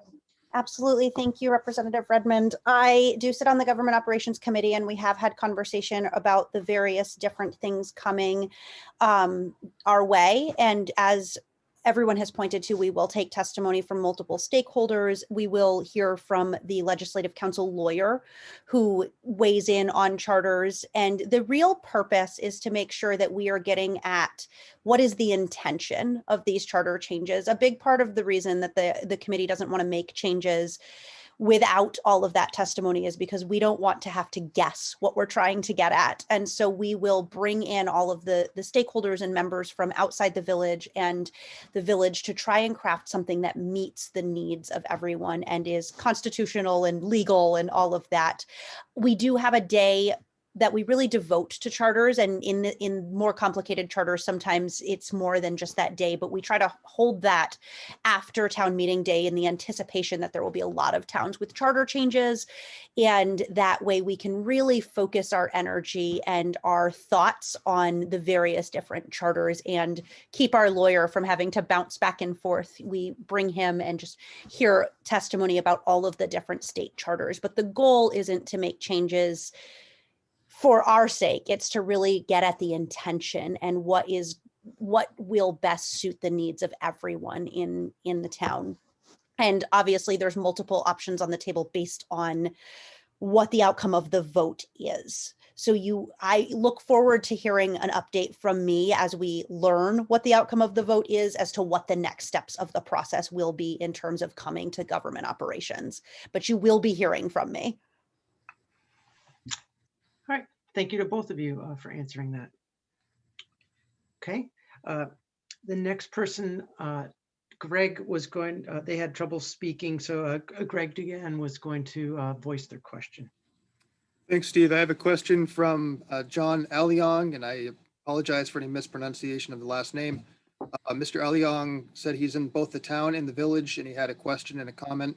He'd like to know what current expenses will be reduced over time, and said that with mergers, expenses usually drop and organizations operate more efficiently. Please discuss. You want to take that question, Elaine? I'll give a very basic overview, but I'd like to also ask Evan to step in for this one. So going forward, there are still 4 departments that have not been consolidated. And so we would like to look for savings in terms of not having to hire people for 2 different departments in those cases. There are also things like purchases that we will not have to make because we'll be able to share everything. So for example, if we need a fire truck, we will only need to purchase 1 fire truck. The village won't have to purchase its own. The town won't have to purchase its own. That's a savings at about today's dollars of about $750,000. Same thing with snow plows, about $150,000 that we can save. It's the savings of things that we do not have to duplicate if we are merged together. But I would like Evan to talk a little bit more specifically because I know he has a lot of ideas about this that will make a lot of sense. Thank you, Elaine, and thank you, John, for your question and your perseverance to get your question through to us on this Zoom call. I know for everybody, some of this is very new and challenging. So thank you, everybody, for your patience. We'll try to get through all this together. As Elaine mentioned, shared equipment is a big thing. We buy a lot of very expensive equipment. A ladder truck, fire truck in today's dollars is $1.2 to $1.4 million. A very basic plow truck is somewhere around $160,000, $165,000. So we would be looking in our departments to eliminate duplicate equipment that the village has and the town has. And so when they come due, we would only buy a new one for the department, not two. So those are some target areas. When we have retirements in our departments, we are going to look at whether we need to replace that position at all. We want to look at efficiencies of what we're doing. Right now, both the village and the town have water and sewer divisions. We would look at those divisions to see over time, do we need all of those positions, or can we reassign somebody, or if somebody retires, do we need to fill those positions? Earlier, there was a discussion on the manager's department. Yes, currently there's a manager and 2 assistant managers. I will tell you in the future, as things start to coalesce, there may not need to be 2 assistant managers, or, well, let's put it this way. Sooner or later, I might retire. And so the town may look at the assistants and say, one of you might be the town manager and the other will be the assistant, and they'll eliminate one of the positions. These are all the unknowns at the time, but things that I would be looking at. In the 4 departments that have not been merged, there are certainly department heads on both sides. Obviously, ultimately, there won't be 2 full department heads. You may look at put somebody as the assistant director for a time being, or you may reorganize. I've even had conversations with some of the people already about what their future may be. So as we go through this, it's not day one. It's a long-term view of how the village and the town work together as one government. And one other thing, we also have duplicate boards and commissions. So while they don't really get paid much, they are going to start getting stipends. We'll be looking to combine those committees, and there will be a little bit of savings there. So it all adds up, but overall, our whole goal is to keep the service levels as high as possible, the community as safe as it can be, to be as welcoming as it can be in terms of the people that live and work here, and then working with our residents about their needs. So I hope I've answered your question. Steve, thank you for your follow-up questions from Mr. Aliang. Yes, go ahead. He asked if we have numbers and if we have figures by departments. I don't want to presume that anything was answered by Evan just now. No, we do not. Okay, thank you. All right. And next, so, I'm sorry. And Steve, if I can add something here. Yeah, go right ahead. This is a very difficult conundrum. Do you talk about people's positions, which basically equates to their lives and their livelihood, before you take a vote? And if the vote is negative, you have really done a whole lot into those people, because you've shown whether you are or you are not going to keep them. So I think what the boards really wanted to do was say, look, nobody loses their job because of merger. Let's go through the process. Let's honor your service. And then over time, look for opportunities. That was a challenge, and it remains a challenge. Thanks, Steve. All right, thank you. All right, our next speaker is Chris Bird. Well, thank you for being able to answer my question. My question concerns the population figures of these 2 wards we're talking about. Do we have an estimation of what those populations are? Because we have a constitutional mandate that from Avery versus Midland County, that we have to have, if we have special districts, we have to have equal representation. And is there a remedy for that should the village or town gain a surplus of population over the other? Thank you. Go ahead, Elaine, if you'd like to answer that. I don't know. Chris, that's an excellent question. Thank you for bringing it up.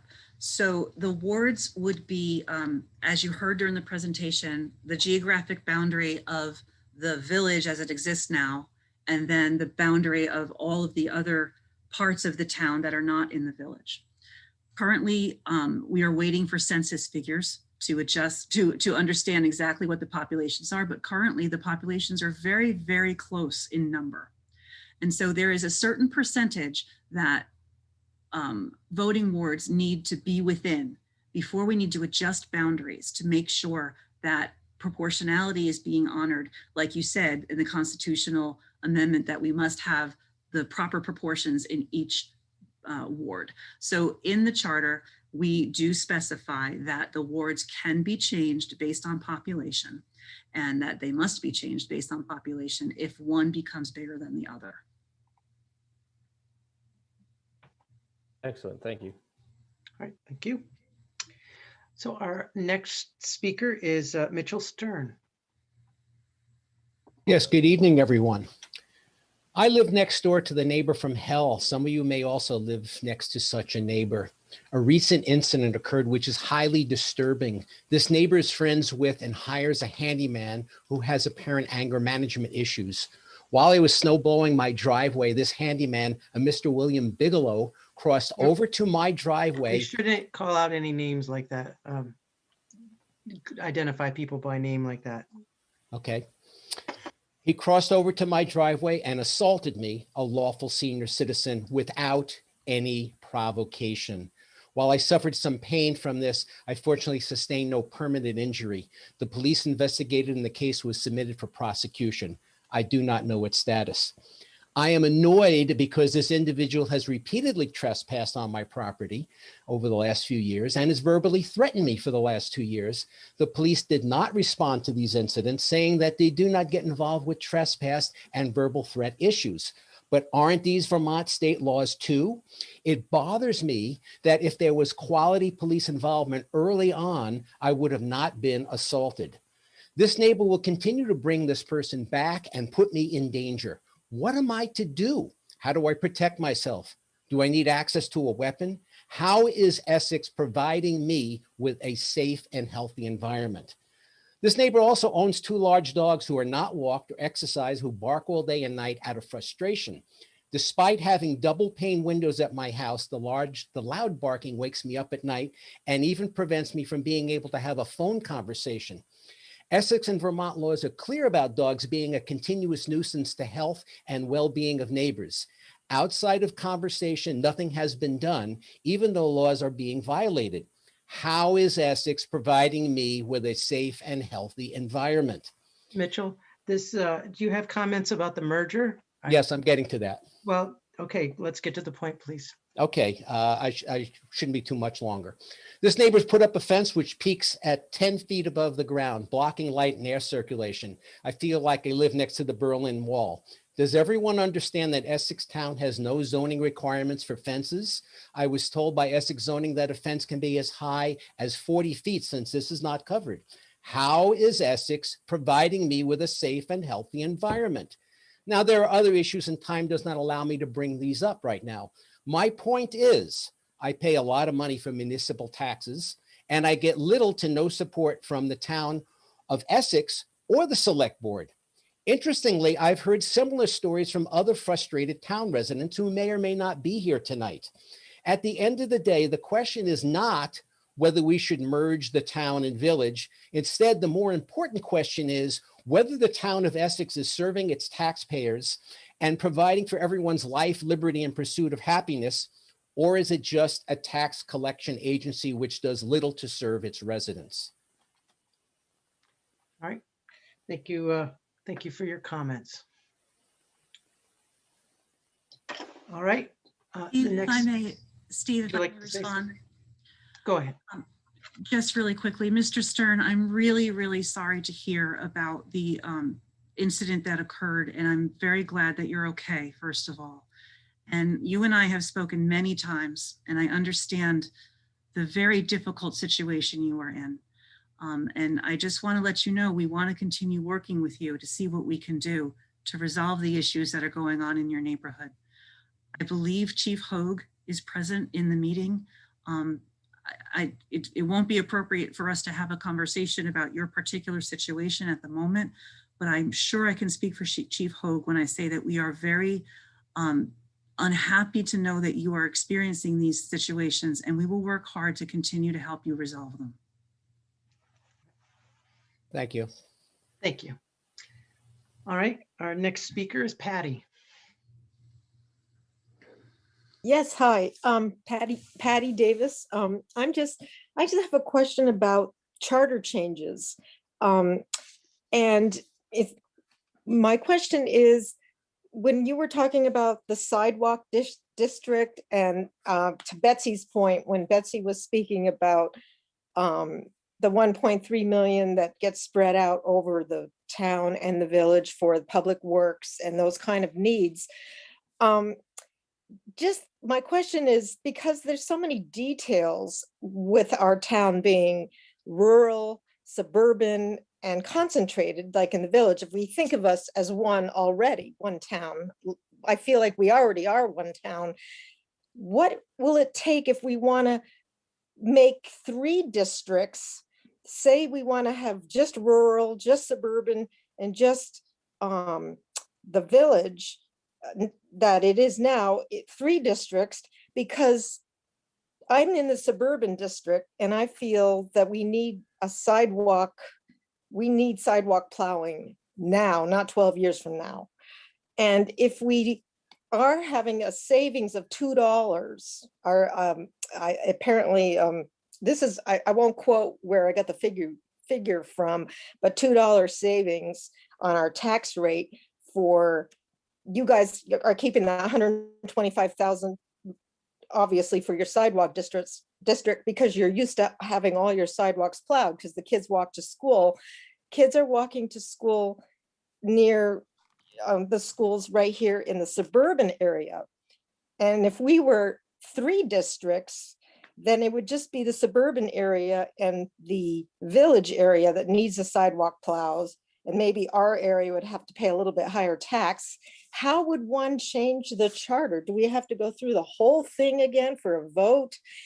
You know what I mean? Like anytime there's a charter change, Dan Richardson said you have to go through it all again. We have to wait 12 years before we could vote on having our sidewalks plowed in the suburbia?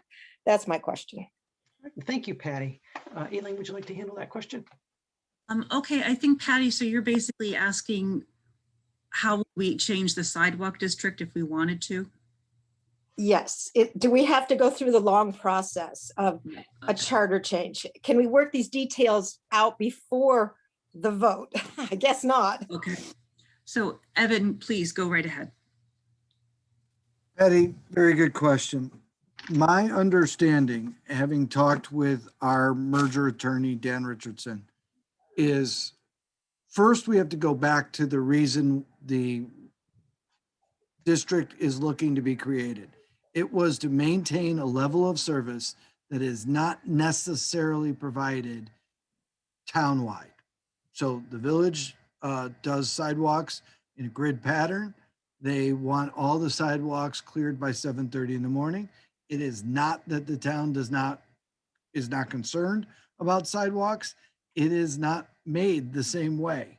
There are a lot of sidewalks in the town that we are going to have a lot of difficulty in plowing because they're 4 foot wide. There are electrical boxes in the way. There are poles in the way.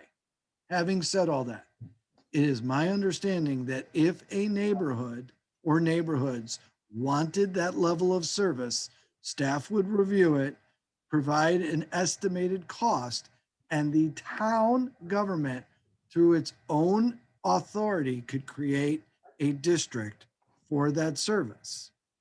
Yes, may I please add something? No, not at the moment. Who is this? I'm sorry. I just want a big black dick in my ass. Fantastic. So it is my understanding that by ordinance, a town can create a sidewalk district with boundaries and set its cost and taxation on an annual basis.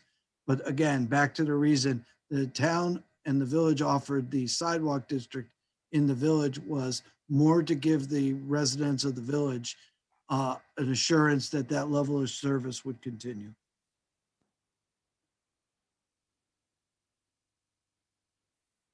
Okay.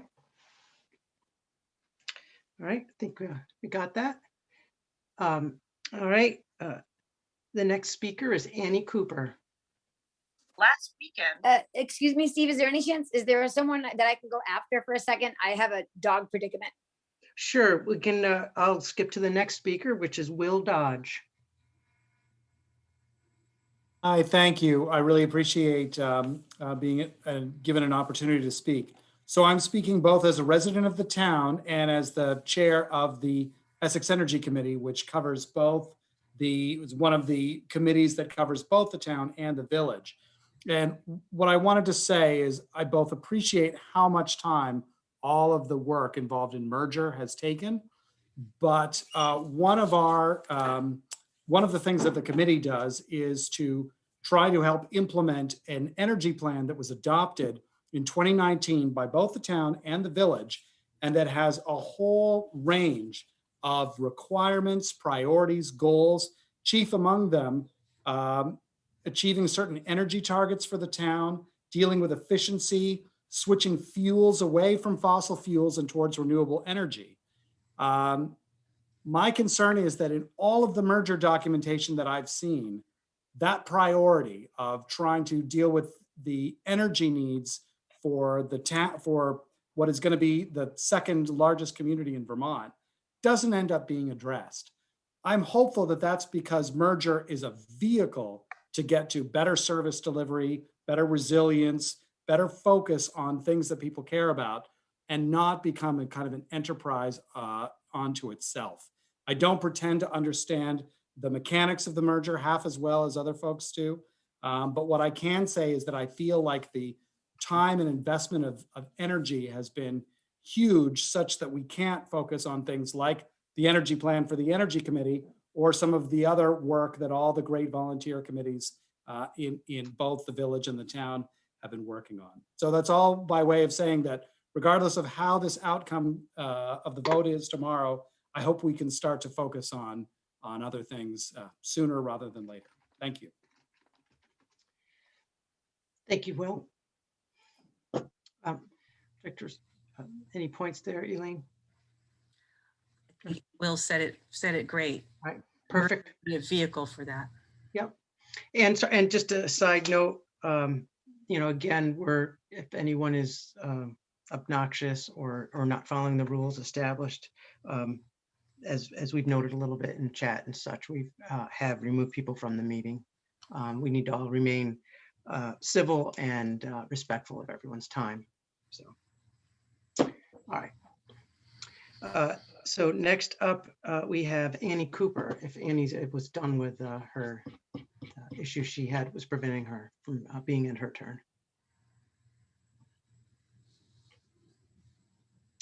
Annie, are you there?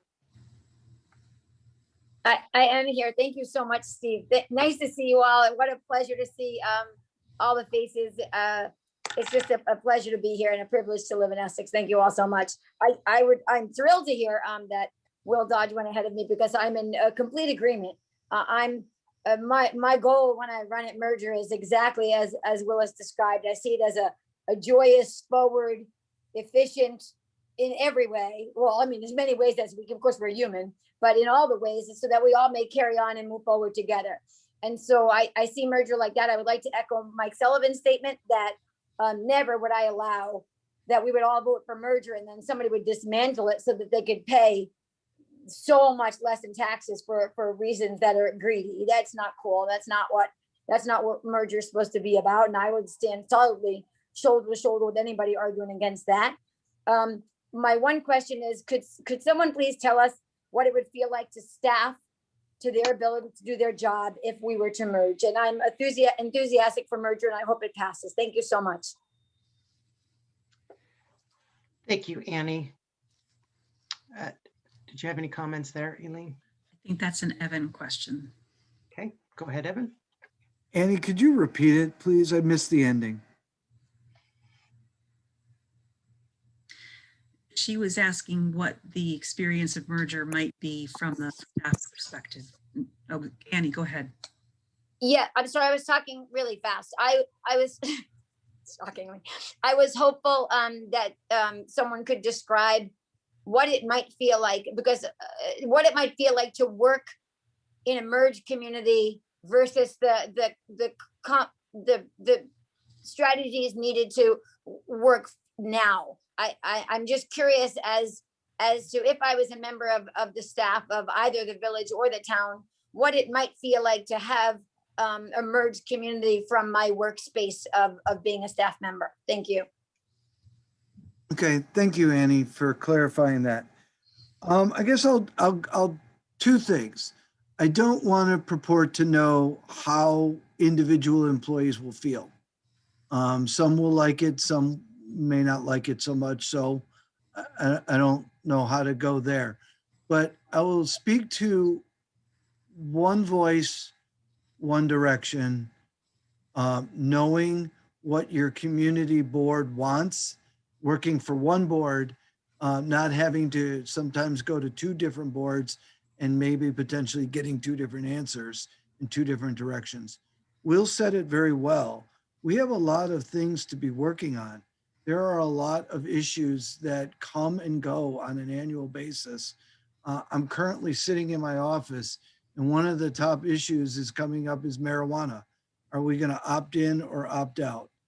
In one community, you're going to make one choice versus the village may want to do one thing and the town outside the village may want to go a different way. We have large issues like stormwater and stormwater permitting from the state. Do we want to address them together, or do we want to do it separately and not have any efficiencies in that realm? So I think staff would love to be able to have direction and work together and do great things for its entire community and not have to necessarily worry about boundaries. I know Ron is here. He could tell you things in the chief of police, you know, where you are depends on what ordinance you have to go look up. And some of our ordinances are different. So you're allowed to do something in the village, but you're not allowed to do it in the town. It can get to be very confusing. But otherwise, I think that it just boils down to wanting to get after the issues of the day and the future and making sure that we are cost efficient and effective in the services we provide. All right. Thank you for that verification, Annie and Evan. Thank All right. you. And I'll just, as another reminder for people that want to speak a second time, we have to get through everybody who wants to speak the first time first, and then we can recycle back. The next speaker is Brian Sheldon.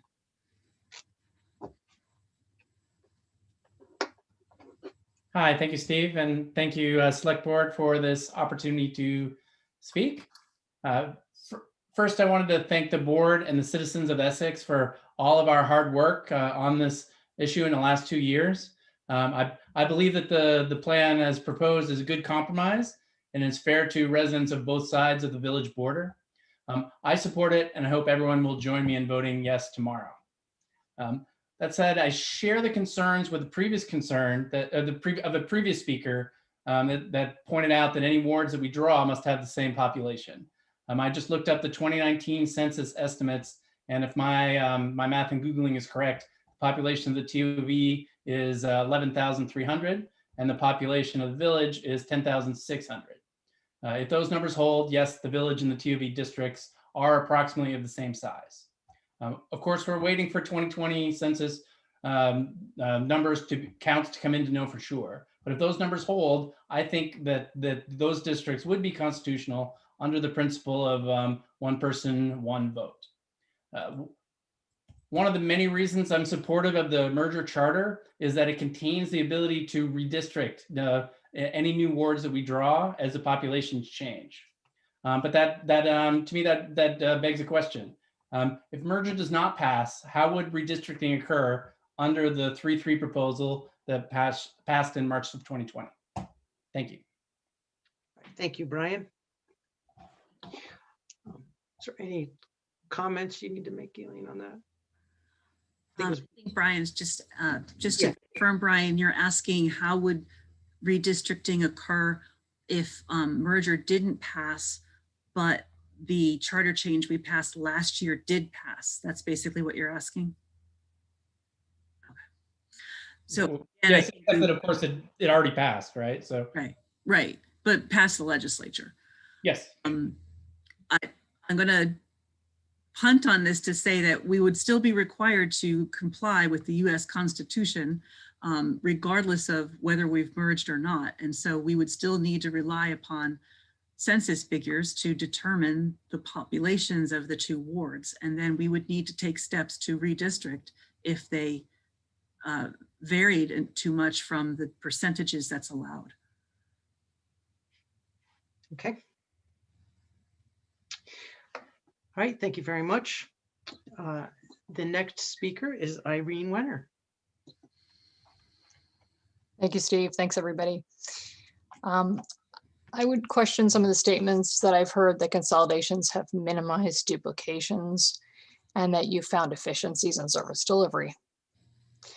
Essex for decades has run its government on a shoestring. Taxpayers and board members who preceded me in this town would have never stood for, much less paid for, efforts being duplicated, and they were not. Streets in the town weren't being plowed by two different departments. Two planning commissions weren't deliberating over the same development approval. Two zoning boards weren't determining where a single waiver would be granted. In fact, the village and town governments each had and still have their own spans of control, which don't overlap with the other. I understand that some folks choose to believe that consolidations begun in 2014 did something more than save money on the backs of existing staff, but that was not my experience. For example, although the town and village had similarly named departments, such as the town clerk and village clerk, they weren't duplicating efforts. If you registered to vote in one office, you didn't register to vote in the other. And when the two offices were combined at town hall, the same number of staff were needed to serve a growing number of residents. There was no duplication, nor was there savings. Similarly, the town and village managers had similar duties, but one managed the town's affairs, attending meetings and hiring and firing staff, and the other did so for the village. When one person took on both roles, his workload essentially doubled, and I, for one, decreased my interactions knowing how full his plate was. Was there duplication resolved? Hardly. Was there money saved? A little. Was there better management of either entity? Doubtful. Thanks. Thank you, Irene. Is there any comments from that, Elaine? Okay. Looks like the next speaker is Ken Signorello. Thank you, Mr. Moderator. Is my volume okay? Yes, it's just fine. Thank you very much. A couple of statements I heard, Mr. Moderator, that I would seek clarification on. I heard Chairperson Haney say that at the end of the 12 years, the merger tax rate would end. I believe that it would continue and just be added to the overall tax rate. It would just not stand alone. I've seen and heard a number of analogies used to characterize this merger plan. I've heard it compared to a mortgage, a cable bill, as roommates, you name it. One used early on was that of a marriage, with two parties bringing or not bringing different things into the union. This plan of merger has uncertainties and promises, some overt and some implied, some of which upon careful examination, I believe are precise, but not accurate. Some issues have been identified through due diligence by a single select board member who was less prone to rush to the altar without carefully checking the prenup. So if a wedding is the analogy, I believe this marriage as proposed is most like a Las Vegas wedding. Seemed like a good idea at the time, but the morning after, things may look a little different. It's not too late for a proper wedding at the location of your choice. I'll be voting no on this merger plan, And if it fails, I hope we can negotiate a prenup that includes an equal number of representatives from both districts who are the actual parties in this marriage, with the town serving as a premarital counselor rather than one of the parties, which it really is not. Thank you, Mr. Moderator. I hope to hear about that clarification. All right, thank you. Elaine, are you going to provide that clarification? Or is that... Sure. I'm pretty sure that what Ken, you're referring to is my statement that the after 12 years, the merger related tax increase would end. Yes, exactly. Well, the tax increase of the additional approximately $26 a year would no longer be continuing to be added to the tax bill. That's what I meant. But they would, that last increment would, the total of all the increments, all the 12 years would continue on, but not increase. That's what you're saying, I believe, yes? That is what I'm saying. It will be cumulative. And then at some point, an additional change due to merger will stop at the end of 12 years. The increases will stop. Thank you. All right, thank you. And then, let's see, I missed who was next. Looked away for a moment here. Annie's already spoken, so she goes, Lisa Allen, you can speak next. Hi, everyone. This is Gil Allen, her husband. I'm speaking on my own behalf. We share in the same account. I wanted to clarify that one point I think Elaine already made, and that is that the transition of tax raise or tax rise ends after 12 years. I'll avoid the theatrics and just skip to two questions. The first one would be pertaining to the question of the rise in taxes over the next 12 years.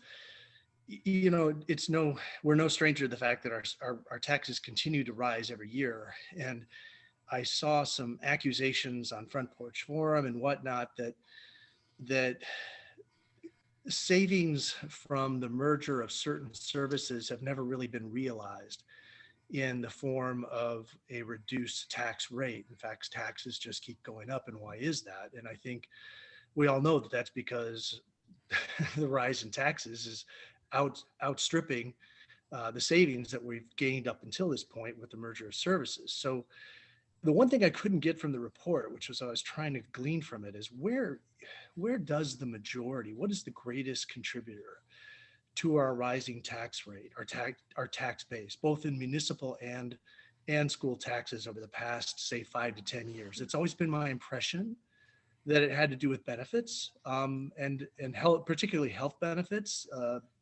to salaried employees. And I'm not taking them down a notch by saying that. I mean, it's part of the expenditures, but that was always my impression.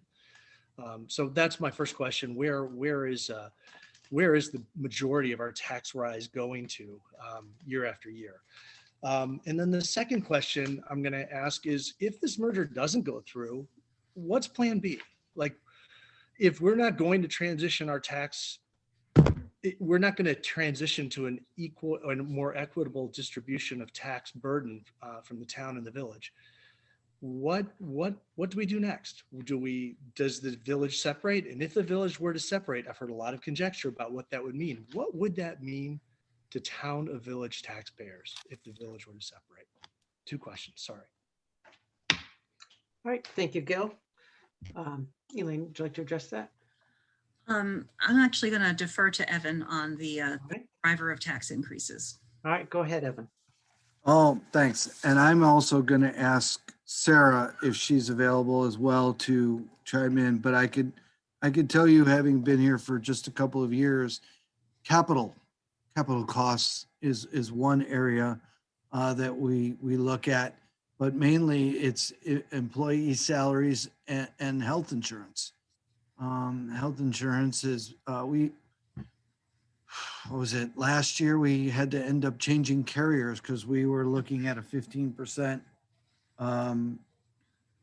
premium increase. So we switched from Blue Cross Blue Shield to MVP and only got, I think, a 6% increase. But we spent a lot of money on health insurance. Sarah, are you able to help me as well on that? Yeah, so hi everybody.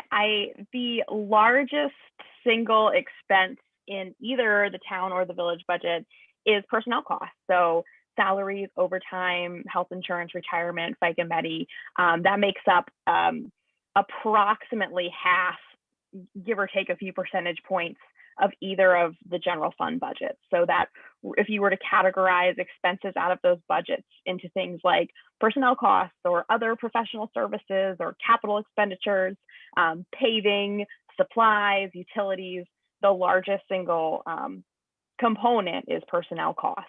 And so every time there are contractual changes or plan level changes, benefit changes,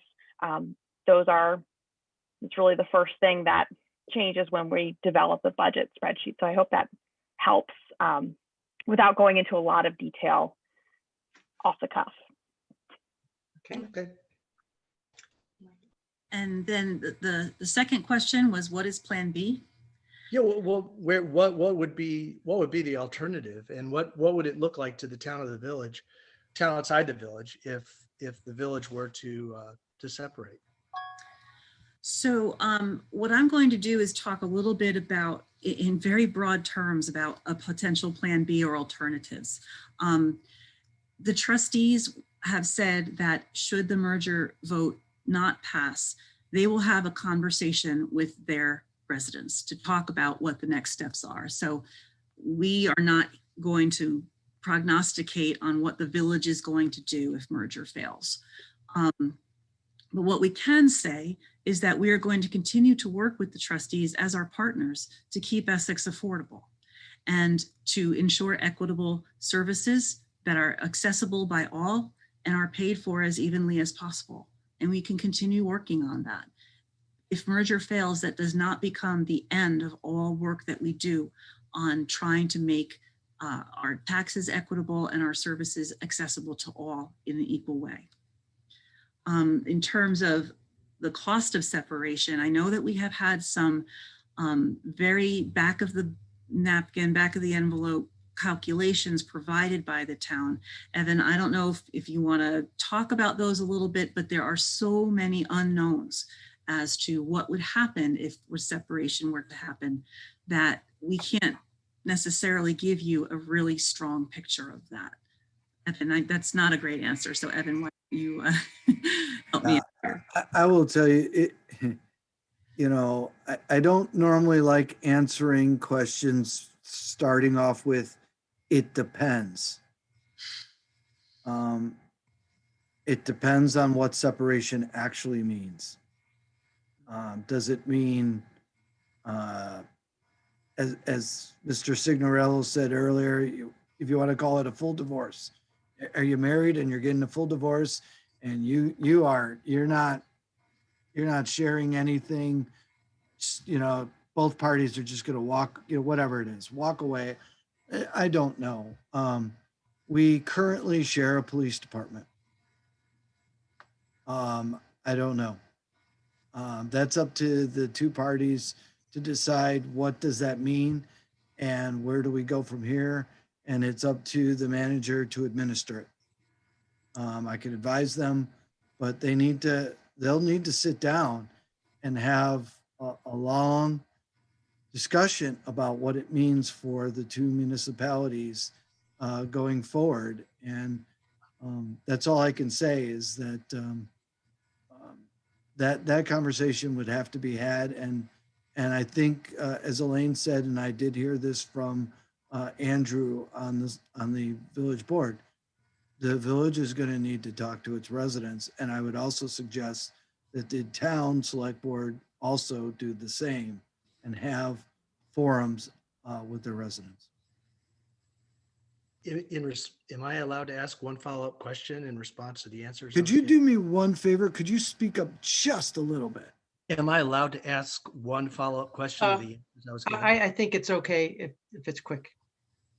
It's quick. So as Sarah was alluding to, if personnel is the largest growing expense of both the town outside the village and the village, and merger were to mean a slow merging of employees and personnel expenditures over time through natural attrition and retirements, wouldn't that be the potentially greatest cost savings moving forward?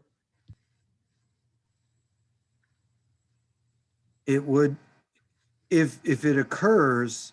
So I will say this, there's caveats everywhere. Is the village and the town going to continue to grow at its current rates? The village is putting up about 400 apartment units over the next couple of years. The town itself has been growing apartment units and houses and subdivisions. So you're going to be looking at growing into the merger, and then you have employee costs. But overall, if that is the direction that the then select board adopts, which is keep headcount low, no other increases, find savings through attrition, then that's the direction. Thank you very much. You're welcome. Thank you. And I just remind you, I think it was 2 years ago that the citizens at the town meeting asked us to add police officers, which we have tried to do. We've added police officers, and then we had attrition. So those are the types of things that happen in our organization. But thank you, and very good question, Gil. All right, just a time check. We're exactly an hour in at this point. My watch is saying 9:47. So we have another hour to go. I see several people, 5, have their hands up a second time. Maybe it's 6 now. No, it's 5. I haven't turned off Gil's hand yet. Is there anybody else? I don't want to have people discouraged from raising their hands, seeing those raised hands. But again, we're waiting for the first time speakers before we recirculate back to people who've already had a chance to speak. So I see a P. Baldwin now. If you'd like to speak next. Thank you. This is Tish Baldwin speaking, and my question goes to the representation. And from what I read from the House Government Operations was that they are not inclined to approve an even number of members. They feel that, or they say they indicate, research indicates an odd number of members make better decisions. So I know we've heard from 2 representatives who said they'll take evidence and listen to what the town and the village have to say, but I'm wondering what the likelihood is that they would approve an even number representation on a board. Thank you. All right, thank you, Tish. Does one of the representatives want to answer that? I'm certainly happy I to can. jump. Oh, go ahead. Well, I just want to speak to it because I was involved in this rotation when it came up last time. And then Tanya, if you want to jump in. So when this was brought forward as a bill last session, this question was brought to government operations. And the response that we got back from the vice chair and chair of the committee was that, yeah, this isn't a precedent in Vermont that most select boards are odd select boards. However, they were willing to, consider it and, take testimony, investigate, take a deep dive into it, understand the intent of the community and go from there. So never did, when I inquired last session when the bill had been brought forth, never did I receive any indication that no, it was absolutely off the table. I'm not sure how that rumor got started, but no, they'll take a look at it, just, hoping to understand what the intention of the community is. Great. I will add, going in on the Government Operations Committee this year as a first-year legislature, I certainly made a point to get to know the background and to connect with my chair and vice chair around the background. And I would echo what Mary Beth is saying, that there has been nothing said that can't be done. It won't be done. Really, the hope is to get at what is the intent of the community. It isn't common, but it is not, there's no reason why it couldn't be done. And I certainly, I'm one of 11 votes on anything, but I don't see, so I can't predict what's the possibility that it'll pass. But there's no reason that it couldn't pass. And I haven't heard anything from the leadership within the committee that they would block that passage. Okay, and just any of the other reps want to say anything? Since we have 5, just figured I should open that. Laura, you're muted. Hi, this is Representative Houghton. Sorry, I'm not feeling well, so I'm going to keep my video off. I think it's just clear that we will have to, whatever happens tomorrow, we will have to bring it forward to the Government Operations Committee. And as everyone has said, they will do their due diligence. I don't think we can speak for them. Okay, thank you. All right. Again, last call for any of the other 2 reps. Okay. All right, we'll move on to the next speaker, which is Sarah Michelle Stoltz. Hi, thank you very much. Can you hear me? My video was, my sound wasn't working too well. Yep, earlier. I can hear you fine. Okay, great. So I have 2 comments that I wanted to make. My first comment was in response to someone who talked about there not being any savings with consolidation.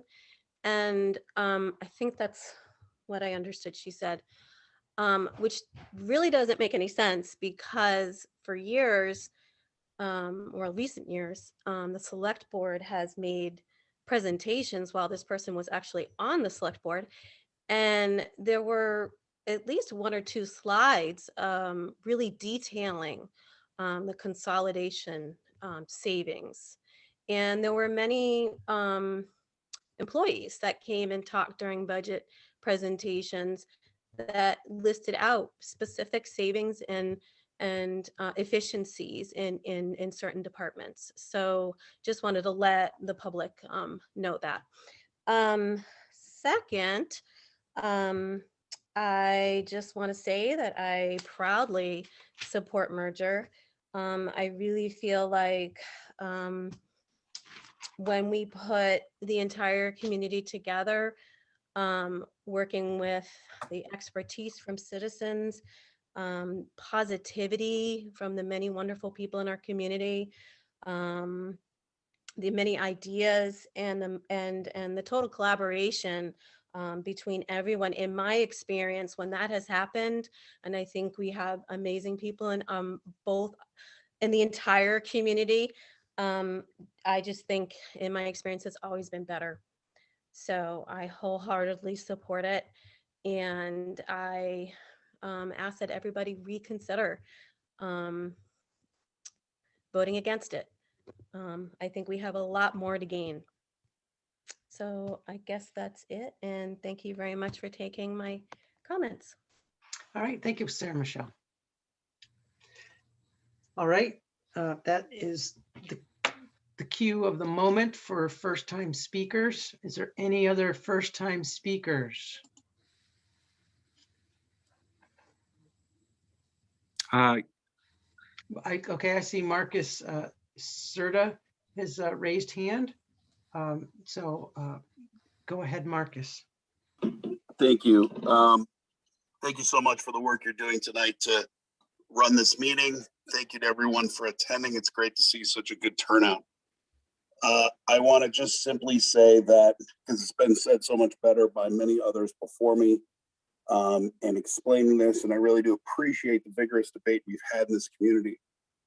But at the end of the day, after considering the fact that I would like to see a tax system that is equitable for all of its residents, to have a board that is built with equitable representation, I think that this particular merger and the current charter before us is the best foot forward to move this,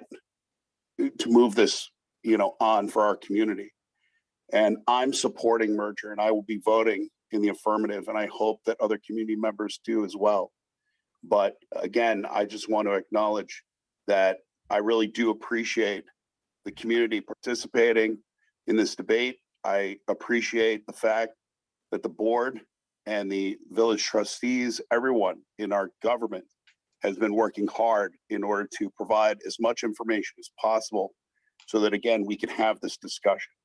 And I appreciate the fact that we're going to have this opportunity to vote on it. I'm looking forward to seeing its result and hope that this merger will pass. Thank you. All right, thank you, Marcus. All right, we've got another new speaker in line, John's iPhone. Yes, thanks very much. I'll just echo what was just said by Marcus and briefly say, I also am John Cherbourg. I live in the village, and I also support the merger, and mostly just wanted to acknowledge the hard work of the select board and many others on the call for not months, but years. I'm perhaps in some ways a pessimist. I think it's a very steep uphill battle on this one, but I guess regardless of the outcome, I think everyone should feel very gratified on what's been started here. I look back to the rec committee vote of a couple of years ago. It's a highly complex issue. It didn't pass at that point. This is so much complexity. So it's a lot of going into the headwinds up waters on this. And I just want to thank everyone for their work in spite of that. And eventually we'll get to where we need to be. John, I missed your last name. Could you say it again for the record, please?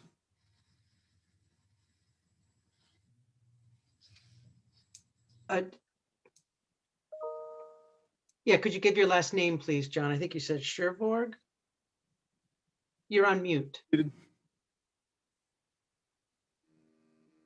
There we go. Cherbourg, you can hear that? Yes. Could you just spell that? Sure. It's I live in the village. It's Terborgh. Thank you. Okay, got it. Thank you so much. Got to have the official record for the meeting. All right, so again, we've got some duplicate people going for second time. Is there any other first time speakers who would like to talk?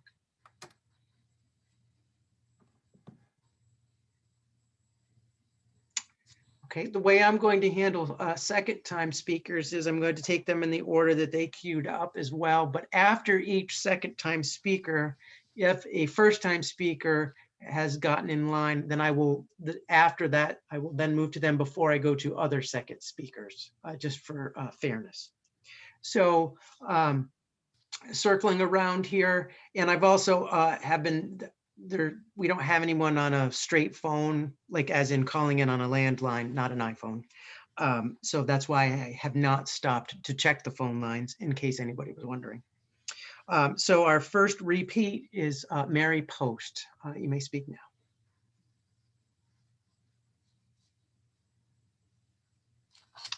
Go ahead, Mary. I think you're on mute still. I'm trying to unmute. You're good. Well, you were there for a moment. Go ahead. Go ahead. How and what am I now? I can hear you now. Okay, good. Thank you. Okay, first, a couple of things I want to say, and it'll be fast. And then I have a question. Number one, I want to say, Mr. Eustace, I've never really paid that much attention to you before, and I'm glad I voted for you because I think you're doing an excellent job. So thank you very much. Secondly, I've heard a lot of talk about how if we merge, we'll become the second largest community. We are already the second largest community. Merger's not going to change that. My question is, and it's a true question, not an opinion, I just don't know. I've heard that there are a lot of issues that come up that we haven't really gotten any actual information on or numbers. And one of the things that I'm concerned about is the infrastructure costs that the junction might be carrying. How is the junction's infrastructure? Are we going to be shocked as the outside of the village residents to find out that all of a sudden we have got a ton of problems that we're going to have to help pay for. And I just want to know the answer to that. Thank you. Thank you, Mary. Elaine, would you like to answer that? I think actually Evan would be a great person to answer that. Excellent. Go ahead, Evan. And pass the buck right over to you. Oh, thank you. Thank you, Madam Chair. You know, I've heard that same question, and we don't have a quantified number to this, but if you could think about something differently, the town has 100 miles of road. I think the village has less than 50. The town has more sidewalk than the village. The town has more structures like buildings than the village does. The only thing I believe is older in the village is the water system, and even that's been replaced in sections in many other places. So again, we don't have a quantified number for that, but when you kind of look at, you know, overall, the tax rate for the community would be shared equally, and the priorities created by the town select board with the input of the citizens. And so where the money needs to go, that's where the priority needs to, where the priority is, that's where the money needs to go. So I can't answer anything definitively about aging structures and capital. But in general, we try to keep up, but very are aging in both the town and the village. Thank you. Does one quick thing, Sarah, you're here, and Dennis, do you have anything to add to that? I do have something to add. I don't have the calculation handy, but I can tell you that the FY20 financial statements have just been finished and posted on the website. And one of the ways in which a financial statement reader could determine the average age of capital assets, including infrastructure, is to look at the footnote about capital assets. And if you take depreciation as a percentage of the cost of those assets, I can't pull it up off the hip. I wanted to jump in and answer. You can get a sense of how depreciated are our assets. So how far along are they in their estimated life cycle? And that can give you a sense of where we're at with those assets. Those financial statements also have a lot of information on the balance sheets about the assets and liabilities that would be consolidated under a merged community. So I hope everyone goes and reads them. And I'll throw one last thing out. This is a very technical term. There's something called a PASER rating. I think it was last year we completed a review of all the town streets and all the village streets, and you get an average score of your paving and how it rates. And I believe the village and the town are about a 10th apart. Somewhere in the 6.3, 6.4 range out of 10. So in general, our paving is aging about the same. Thank you. All right. I can add, I was asked to add, so I'll just add something that, yes, we did do that study and the roads are about the same as Evan said. The village has done an excellent job of keeping up their utilities. The town has as well. We all have older pipes in the ground in a lot of locations. The town has them and the village has them. We have some very old pipes in the town that extend into the old fort, which go back to the 1900s. The village doesn't go back that far, but we both have issues we have to deal with in the future. But we're on pretty much common ground in terms of where the infrastructure stands as far as condition goes. There is a difference in terms of numbers, in terms of quantity, but the conditions are not dissimilar between the town and the village from a public works perspective. Thanks. All right, thank you, Dennis. So hopefully that answered your questions, Mary. Thank you so much. All right, the next person would be John Along. And I don't know, Greg, are you going to be voicing that question again? No, I believe John is able to speak this time. Okay, great. Go ahead, John. Can you hear me? Yes, I can. Okay. First, I want to thank Greg for posing my first question and the excellent answers I received from the panel. I also want to thank the board and all the members who have worked on this plan, which I strongly support, okay? But I want to make some comments on some point which will make your case stronger, okay? I have been a member of the town and the village for over 45 years and have worked with many of the administrators, many of the departments over time, and I have received excellent service from the hardworking people in both the village and the town.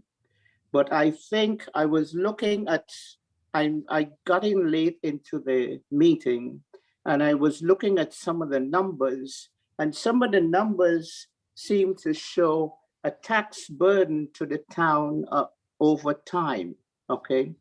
And I think you can make a stronger case unless you did this. If you go into each of the departments and you project the potential savings and the efficiencies that would be realized over time, and you will find that, you know, with these figures, I know Evan mentioned some of them, and Elaine mentioned some of them, you will find over time that that tax burden that you projected for the town taxpayers is going to be very low, and probably there would be, it would almost be zero. So I think if a more, I know, don't know if you have time to do this, but if a more detailed analysis is done, you will see that that amount is lower than what, you know, what was shown, okay? I also, as I mentioned earlier on, support the merger strongly because around 45 years ago, I asked the question, why did we have, you know, the village and the town operating, and I pay taxes in both of them, okay? So I also want to, you know, I heard some comments on our police and the other department, and I want to strongly support the work the police are doing. It is extremely difficult given, you know, the resources they have and the amount of issues that come up in the town. Let's see. So as I said, I strongly, you know, support the merger, and also thank all the committee and also all the excellent workers in the village and the town for the work they have been doing and the work that Evan and others are doing for our town and the village. Thank you very much. I did not plan to speak, but you know, I thought maybe I'll say a little. All right, thank you, John. Thanks, Steve. Yep. All right. The next, I haven't seen any other new speakers. So the next repeat speaker will be Betsy Dunn. Thank you, Steve. To the question of separation, back in October, I think it was October, it might have been November, but in the fall, we had a meeting with the representatives and with the trustees and the select board presenting their view of merger. And at that time, George Tyler said that separation is really not feasible due to financial viability. And I think that's relating to the police department and the public works is what he was saying. And my other question about the police are, when you do a contract with the police every 3 or 4 years, whatever the rotation is there a Me Too clause for the people who are not in that union? That's one. Two, the question of also with the separation is there a question on the constitutionality of the MOUs? And the third thing I want to say is with representation, 1 person, 1 vote. Well, we never got to vote on the 3 + 3 + 1. So it would be very difficult for the legislature to say, well, we're going to go with that when half of the people didn't vote on it. Thank you very much. Thank you, Betsy. And any comments, Elaine, there? I'm just trying to catch the Betsy, you had a question about the police contract, and you had a question about constitutionality. Could you please repeat? Yes.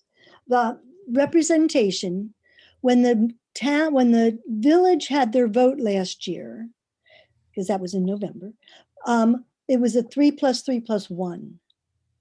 And the town did not vote on that. The people, the TOV. And for the legislature to choose that over 3+3 when everyone got to vote for that would be very difficult. And I would bring up the constitutionality of that, because one person, one vote, which we didn't get. And then with the constitutionality of the MOUs, I have heard there is a real question about their constitutionality. Which MOUs are you referring to? That was my main. All the MOUs we've done to consolidate other departments. Okay. And that's a problem that he was speaking to as well, I believe. Thank you. Okay, thank you, Betsy, for clarifying. Yeah, let's figure out the order here. I'm happy Evan to has his hand address. up. Okay, go ahead, Evan. Well, as to a Me Too clause, the police department, if you're talking about the police department contract versus other unions, no, there are no Me Too clauses in the police department contract. However, for true transparency, people in the police department that are not in the contract, let's say above the rank of sergeant, they too get similar raises, because if they don't, then we get salary compression above the rank of sergeant. So they have a Me Too. Okay. No, they do not. But we give them similar raises to stay away from salary compression. It's not in any contract. Thank you. You're welcome. Yeah, more on that, Evan? Who's speaking? Me. Oh, hi, Steve. No, It's your meeting, sir. I know I wanted to direct her one legislative question, if you're finished. I am. Okay, perfect. Just for one of the reps, I believe to paraphrase, can the legislature adopt a charter change whether or not some portion of the community voted or didn't vote on something? I believe that's to paraphrase. I think you got that. Yeah, this is Representative Redmond. I think that's a legal question, and I wouldn't feel comfortable putting myself in the position of answering that. And again, I think, all of these questions will come before the committee, and they take great time and study in looking at these questions. So, I think it's an excellent question, Betsy, and one that, they will consider, but I wouldn't feel comfortable making any kind of guess at where they might land on that. Okay, any other information from any of the other reps? This is Representative Vyhovsky. I just wanted to say to Betsy that I would be happy to reach out to our legislative council and ask some more questions on that and update you. I also am not a lawyer and don't want to put legal information out, but I'm happy to get it for you and find out. Thank you, Tanya. All right, it looks like we have a new first-time speaker. So I'm going to take a break on the second and go to William Graham next. Hello, thank you for having the hearing on this issue. I've lived in the Essex Junction for about a year, but I've worked here. I worked in the Essex for around 5 or 6 years, and I'm very happy to be part of the community. I'm in support of the merger, and I'm really hopeful that with the mailed out ballots that this will be a large portion of the community will vote and participate, and that this vote can be very representative of how people feel. And I just want to support mailing out ballots for the future post-COVID, because I believe it allows for more participation from the community, and I think a stronger community. All right. Well, thank you very much, William. Okay. Next up, we've got a repeat for Patty. Go ahead. Yes, hi. Thanks for taking my call again. And Steve, you're doing an awesome job. I wish we could have you at every meeting. Anyway, I wanted to speak about interlocal governance. The reason I want to throw that term out is there's a town in Maine that was in a similar situation with a village and a town area and then a really rural area, and they divided actually they made their area 3 different towns. One only has 2,000 for population, and then the other 2 towns have larger population. So this question really goes to Mary Beth and Tanya. When you asked the question that Betsy just asked a couple of minutes ago about half of the town not voting on the 3+3+1 representation model that the village charter has, what my question is would the Government Operations Committee even consider if a few citizens brought up a choice of interlocal governance should this merger not pass? And because I know that if this merger does not pass and the village wants to separate, we would still all have to vote. I would think the village would have to vote, the town would have to vote, and then we would all have to vote. Well, this is how this interlocal governance model works in Maine. They have equal representation in 3 separate areas, okay? And then they all meet 4 times a year and they all vote together on what they want for the entire area. It's called interlocal governance model. And I know it's a new term and I know Vermont does not have it, but I wanted to share that because it's sort of thinking outside the box. And I guess my question is that something that someone could bring up to the governance committee just as a new word and a new concept? That's my question. Sure. Thank you, Patty. Do any of the reps want to respond to that? Patty, as a member that sits on the Government Operations Committee, consider it brought up. I'm happy to dig into it further and let's see what happens. I think, we don't know the outcome of the vote tomorrow, but I am certainly happy to talk with our legal counsel and look more into that as a model if we find ourselves needing it. Right. Thank you. Thank you. Okay. The next, I don't see any other new people, so I'm going to go to repeat Annie Cooper.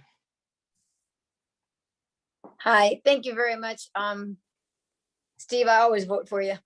We're very lucky to have you. And I don't mean to be stupid, but I didn't mean to be silly, but so grateful for all you do. And you always keep us even keeled and respectful. And I really appreciate you. I didn't mean to be funny. I meant to be serious. Yep, thank you. Yeah, thank you. What I want to bring up is like physics or like humans, right? If we take all of this energy that's currently no merger, yes merger, this conversation has just been going on for so long now that if we could take that energy and combine it and go forward merged, there's so much on the horizon that we have not even begun to dream about and go towards. And so I implore my fellow residents who have not yet voted to please vote positively for merger, because it's a dream that's just starting to happen. And I guess I don't really want to ask the question. Is somebody give me I would be curious to ask for a percentage of how much our local government has spent for the past 3 years discussing merger. But I don't want to put somebody on the spot, but that's my point. I want to make a point that the discussion of merger is costly and expensive and it's killing our souls. Thank you very much. All right. Thank you, Annie. All right. And without another new person, we're going to go to repeat Chris Bird next. Thank you again. My second question is, what provisions, if any, of the charter are able to be changed after the vote? I'm asking because there was an article in the Essex Reporter And it has Select Board member Andy Watts saying and this is the quote, "People keep telling me we'll just adjust it afterwards." He said, and one of the tenets of going into this is we're setting up these districts and we're not going to mess with them because they're part of the deal. That's part of what you voted for, end quote. So what, like, a part of that question, if Mr. Watts wants to discuss that quote, is what is the it that he's referring to? Is that just the wards, the definition of what the wards are, or is that the whole charter itself? Okay, thank you, Chris. Andy, would you like to answer that question since it was a quote that you had made? Chris, it's good to see you again. I haven't seen you since Boy Scouts. Good to see you. Yeah. So, Chris, to answer your question, I think actually Elaine touched on it earlier, that there is, any aspect of the charter can be changed as long as you follow the process, and it is a rigorous process. But the quote was specifically referring to the taxing districts. I've expressed a lot of concern about the sidewalk and the capital districts specifically, and those were the two districts that I was referring to in that comment. All right, thank you, Andy. Okay. That takes us to the next repeat questioner is Irene Renner. Go ahead, Irene. Thank you, Steve. I'm just looking at my notes from some of the things I've heard tonight. I'm curious that we haven't heard a lot about the costs of merger, but I do appreciate the question from Annie Cooper a few moments ago. I believe there was over $100,000 set aside in fund balance that was used to pay consulting fees, the merger project manager, the 48-page booklet, and other things that have gone into, the attorney, the merger attorney, and so forth that have been part of this. But I would defer to you to give me the final number on that. Back when I was on the merger task force in 2005, we noticed that there were costs to merging. They had a similar plan back then, and the select board in 2006 said that merger would not save money for the town of Essex for at least 10 years, if ever. And so I wish that this time around officials had been a little more forthcoming as to what the costs of, say, merging the comprehensive plans are, because we know there are costs to merging, and yet I haven't heard a lot of those detailed. Another comment I heard tonight was that we are sharing, that we will be sharing equipment and providing mutual aid, but we already do that because we're nested communities. And in fact, we do a lot of mutual aid with communities that we're not nested with. So I think it's kind of a misnomer to say that when we're merged, we'll be sharing equipment and providing mutual aid, because I think that already happens a lot. And it has been happening even more with the consolidation that's in process, for example, with Public Works. I heard the chair say earlier that the village asked for a sidewalk district. So I would ask everyone to ponder, what did the town outside the village ask for? And in case you weren't on the select board as I was, in March of 2018, when dozens of residents came to an all-day meeting at Essex High School, the answer to that question is the town outside the village asked for equal representation at the table to determine the future of Essex. And in the interim 3 years, as I repeated that request, both as a board member and as an audience member, I was told the town outside the village doesn't exist. Well, if the town outside the village doesn't exist, then how can the town outside the village be asked to shoulder a tax burden for services that town outside the village folks have never voted for and often don't use? Separation is not on the ballot. I would just like to remind people, it's a vote to merge or status quo. I heard the manager say earlier that he would consider hiring consultants to look for savings. That really struck me as kind of funny. I thought merger was going to save money. If we're going to hire consultants to help us find savings, it doesn't really sit so well with me. Finally, a lot of numbers have been crunched. I've been very fortunate to have a friend along this merger path who's very good at crunching numbers. And we've determined that tax equity has already been achieved. We've also determined that the savings, the $3.4 million savings that the chair has posted on Front Porch Forum that have gone to the town have actually only gone to the village. So if I could direct your attention to nomergernow.org, we've got all these things laid out, and I would appreciate any feedback that you've got on them. Thanks so much. Thank you, Irene. Elaine, did you want to respond to any of that? I think there was a couple questions for you, I thought. You're on mute.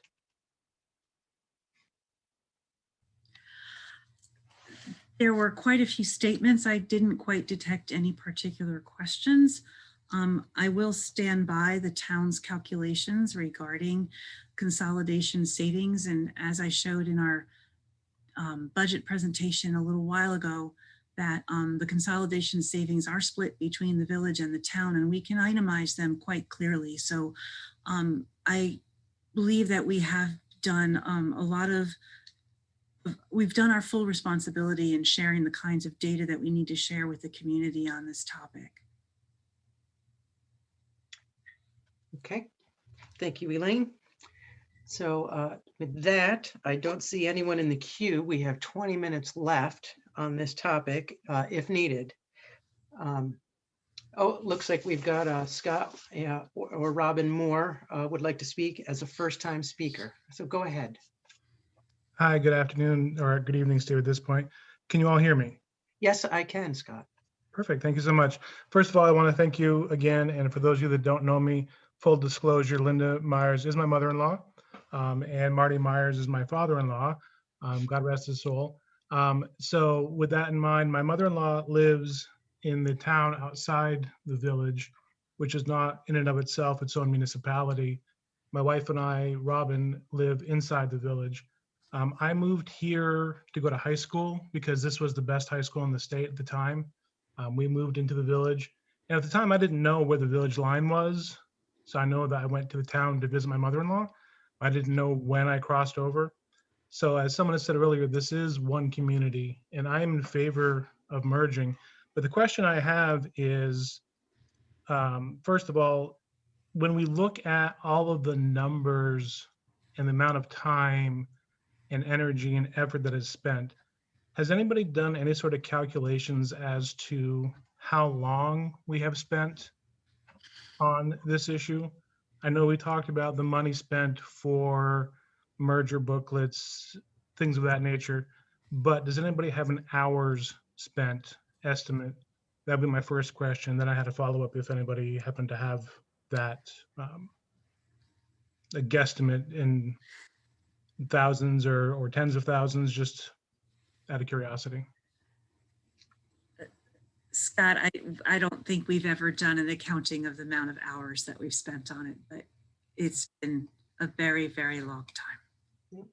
Perfect. I can say there's been discussions or votes and such all the way through the 1970s, so over 50 years. It doesn't take a lot of hours per year to add up to a big number. We started in 1958, and tomorrow's vote will be the 19th time our communities have voted on some form of governmental consolidation. So I think that leads to my follow-up question, which is, isn't it about time that we just merged? Thank you very much. I appreciate all your service, and I will stop talking. Thank you. All right. Thank you, Scott. So we've got well, two more repeat people in line now, and I'm going to go to Will Dodge. Thank you. I just wanted to say that I want to speak. I realize that under the proposal that's being voted on, we're going to keep Town of Essex and Village of Essex Junction, and that's okay. But I just want to speak in favor of the term Greater Essex. I think it's a wonderful name. I think there's nothing wrong with being great, and there's even less wrong in trying to be greater. So I'm hoping that over time, maybe that name will stick. That's my brief comment. Thank you. Thank you, Will. All right, and the next speaker will be the second time for Ken Signorello. Go ahead, Ken. There we go. I have double mute, so I have to be careful. So I would like to fill in a little gaps there. Patty Davis had brought up this concept of an interlocal arrangement. And I just want to say that if this merger vote fails, it's not the end of the world. It's failed before. We've tried this many times, hasn't succeeded for one reason or another. There are issues here, just as there have been before. Something else will come along, and a new idea might be just the ticket. And that's what Patty was referring to. It's an arrangement between 3 towns in Maine. What they've done is created a pseudo government, an interlocal agreement between the three individual towns. They're still separate towns. They have their own select boards. They make decisions for themselves, but they get together, make a 15-member board. It's just like us, 5 select board members. They all get together. I don't know what the frequency is. She has said once per quarter. I didn't see that. Doesn't matter. They decide what they will share jointly. And that unified interlocal arrangement takes care of those things. So what this does is it lets the individual towns keep their own individuality, whatever that might be. If one is more rural and one is more urban, they can maintain that. Their planning departments might not be in the interlocal agreement. They're separate. They may not want to have fire stations be in the interlocal agreement. It might be too big of an area. Various reasons for some things to be shared. They share likely things like an assessor. Police might make sense. So the point I just want to make is that there is a possible plan B. And if we go that route, I just hope it's something different that we haven't tried since 1958. It's either separation, merge, dissolution, and none of those have worked for us.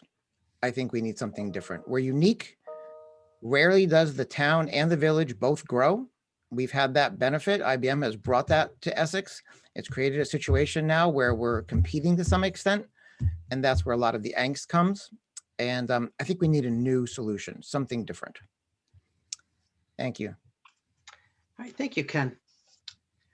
All right, we're down to the last 13 minutes here. If there's anybody else that would like to talk, and I just as a statistic, just for fun, we have had 21 people get a chance to speak, and 9 of those were able to speak a second time. So thank you to the people participating, and also for all of the staff, select board members, and our representatives in Montpelier for answering questions. All right, I see Annie had her hand up again for a third time. Is there anybody else who would like to speak first yet?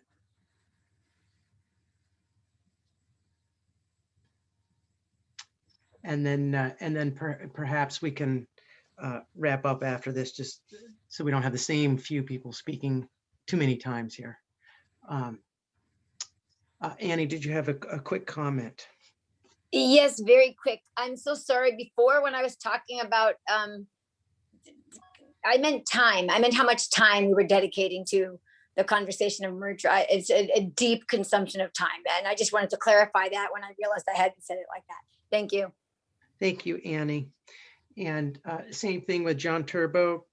Did you have something quick? Yes, thanks a lot.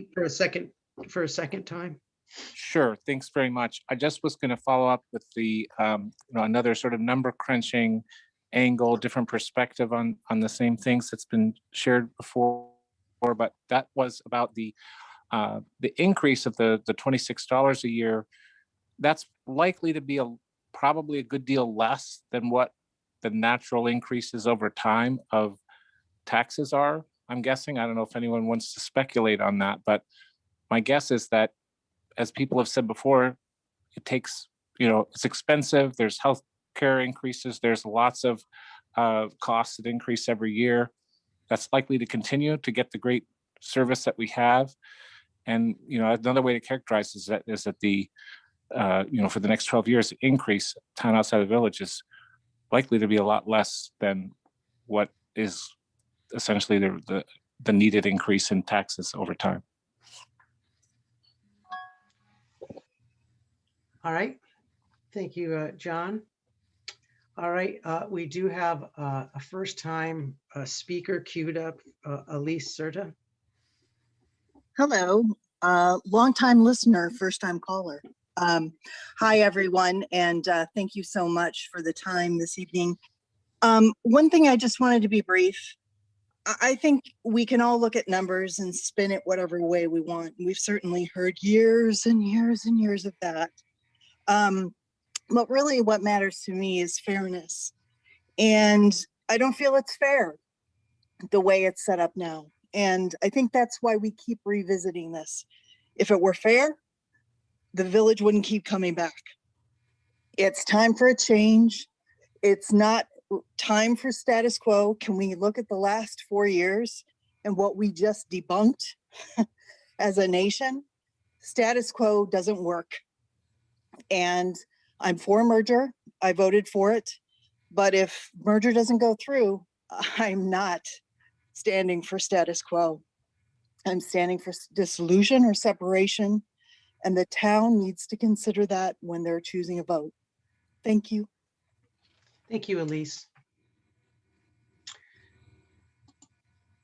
All right, last call for this topic.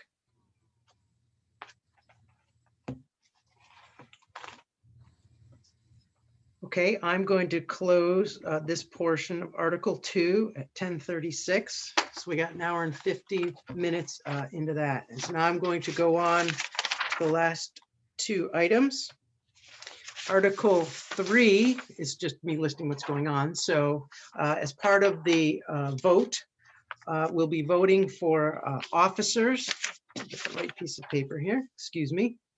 So there's 3 positions to be voted on in Article 3. One is moderator, and I'm the only person running for that position. For Select Board, we have a 3-year seat, and there's 2 people running, Tracy Delphia and Elaine Haney. And there's also running for Select Board for a 1-year seat. There's also 2 people running, Dawn Hill Fleury and Mark Nadeau. Remember to, if you haven't already voted, that's also going on besides Article 1 and 2, where we've had our presentations and debate on. So that takes us moving on to number 9 in the agenda, which is the public to be heard. And so this is your chance to talk about anything related to the town of Essex that did not have to deal with the budget or with merger. So it'd be good to avoid those topics. And this would be a time to bring up anything else that might be of interest to those gathered. So same thing, just raise your hand or write in the chat if you'd like to speak. I think we've all gotten the hang of it by now. Okay, I see Ken was the first in line here. So go ahead, Ken. Thank you, Mr. Moderator. Have you ever noticed that on Old Stage Road, all the mailboxes are on one side, all except one? That's number 243, Norma and Don Strickland, both in their 80s. Their neighbors were concerned seeing them cross the road to get their mail. With some arm twisting, they convinced the post office to let them have their mailbox on the side of the road where they live, so they won't have to dodge traffic. I met the Stricklands a little over a year ago. Theirs was one of the many doors that I knocked on. I remember following signs through their garage into their cozy wood-heated kitchen, it was cold, where they were working, whiling away the time on working on a puzzle. Now, these are the kind of folks that are really rooted in Essex. They've lived here for more than 50 years, ran a trucking business, paid taxes, and are aging in place. Now, I called them this morning, and I asked them if they knew about this meeting and if I could help them attend remotely. They are obviously not online. Remote meetings certainly have made attending more feasible for some people. We tell ourselves that remote meetings are more accessible than in-person meetings. But I can't help but think about the Stricklands and others like them. You'd be surprised at how many there actually are. Vermonters who have weaved their entire lives into the fabric of Essex, and now, because of COVID, cannot participate in meetings like this. When I asked Don where he was getting his local news from, his reply was from prayer. These remote meetings might feel inclusive and convenient for those of us that either grew up online or work online, but I fear we are leaving voiceless those with the wisdom of age. Thank you. All right, thank you, Ken.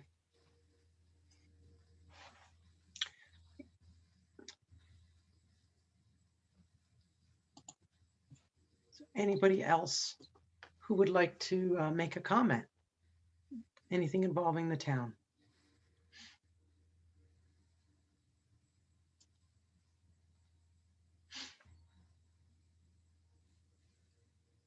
All right. Give one last chance. I know it's already late. So, and everyone, no, we've got a Waka Sanoyama. You can go ahead. You have need to. Any news about the Crescent connector is supposed to be built?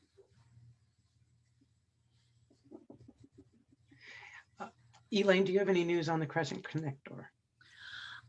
I do not, because that is under the purview of the village trustees, but I think Evan could certainly provide the information. Thank you for your question. We are working with the state and the railroad on some issues. The road is funded, and we have one particular property owner that we are in some discussions with about some purchase of right-of-way. Once that is complete, we are looking at a fall start for the road. The railroads will upgrade all the railroad crossings in and around Five Corners. And we have a lot of utility work that will start the project. Hopefully that answers what you need, but it's looking like potentially fall of 2021.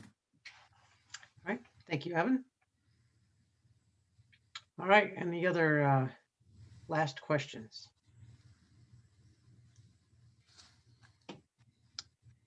All right, with that, we can, I'm going to call to adjourn to the Australian ballot voting at the Essex Middle School and Essex High School tomorrow.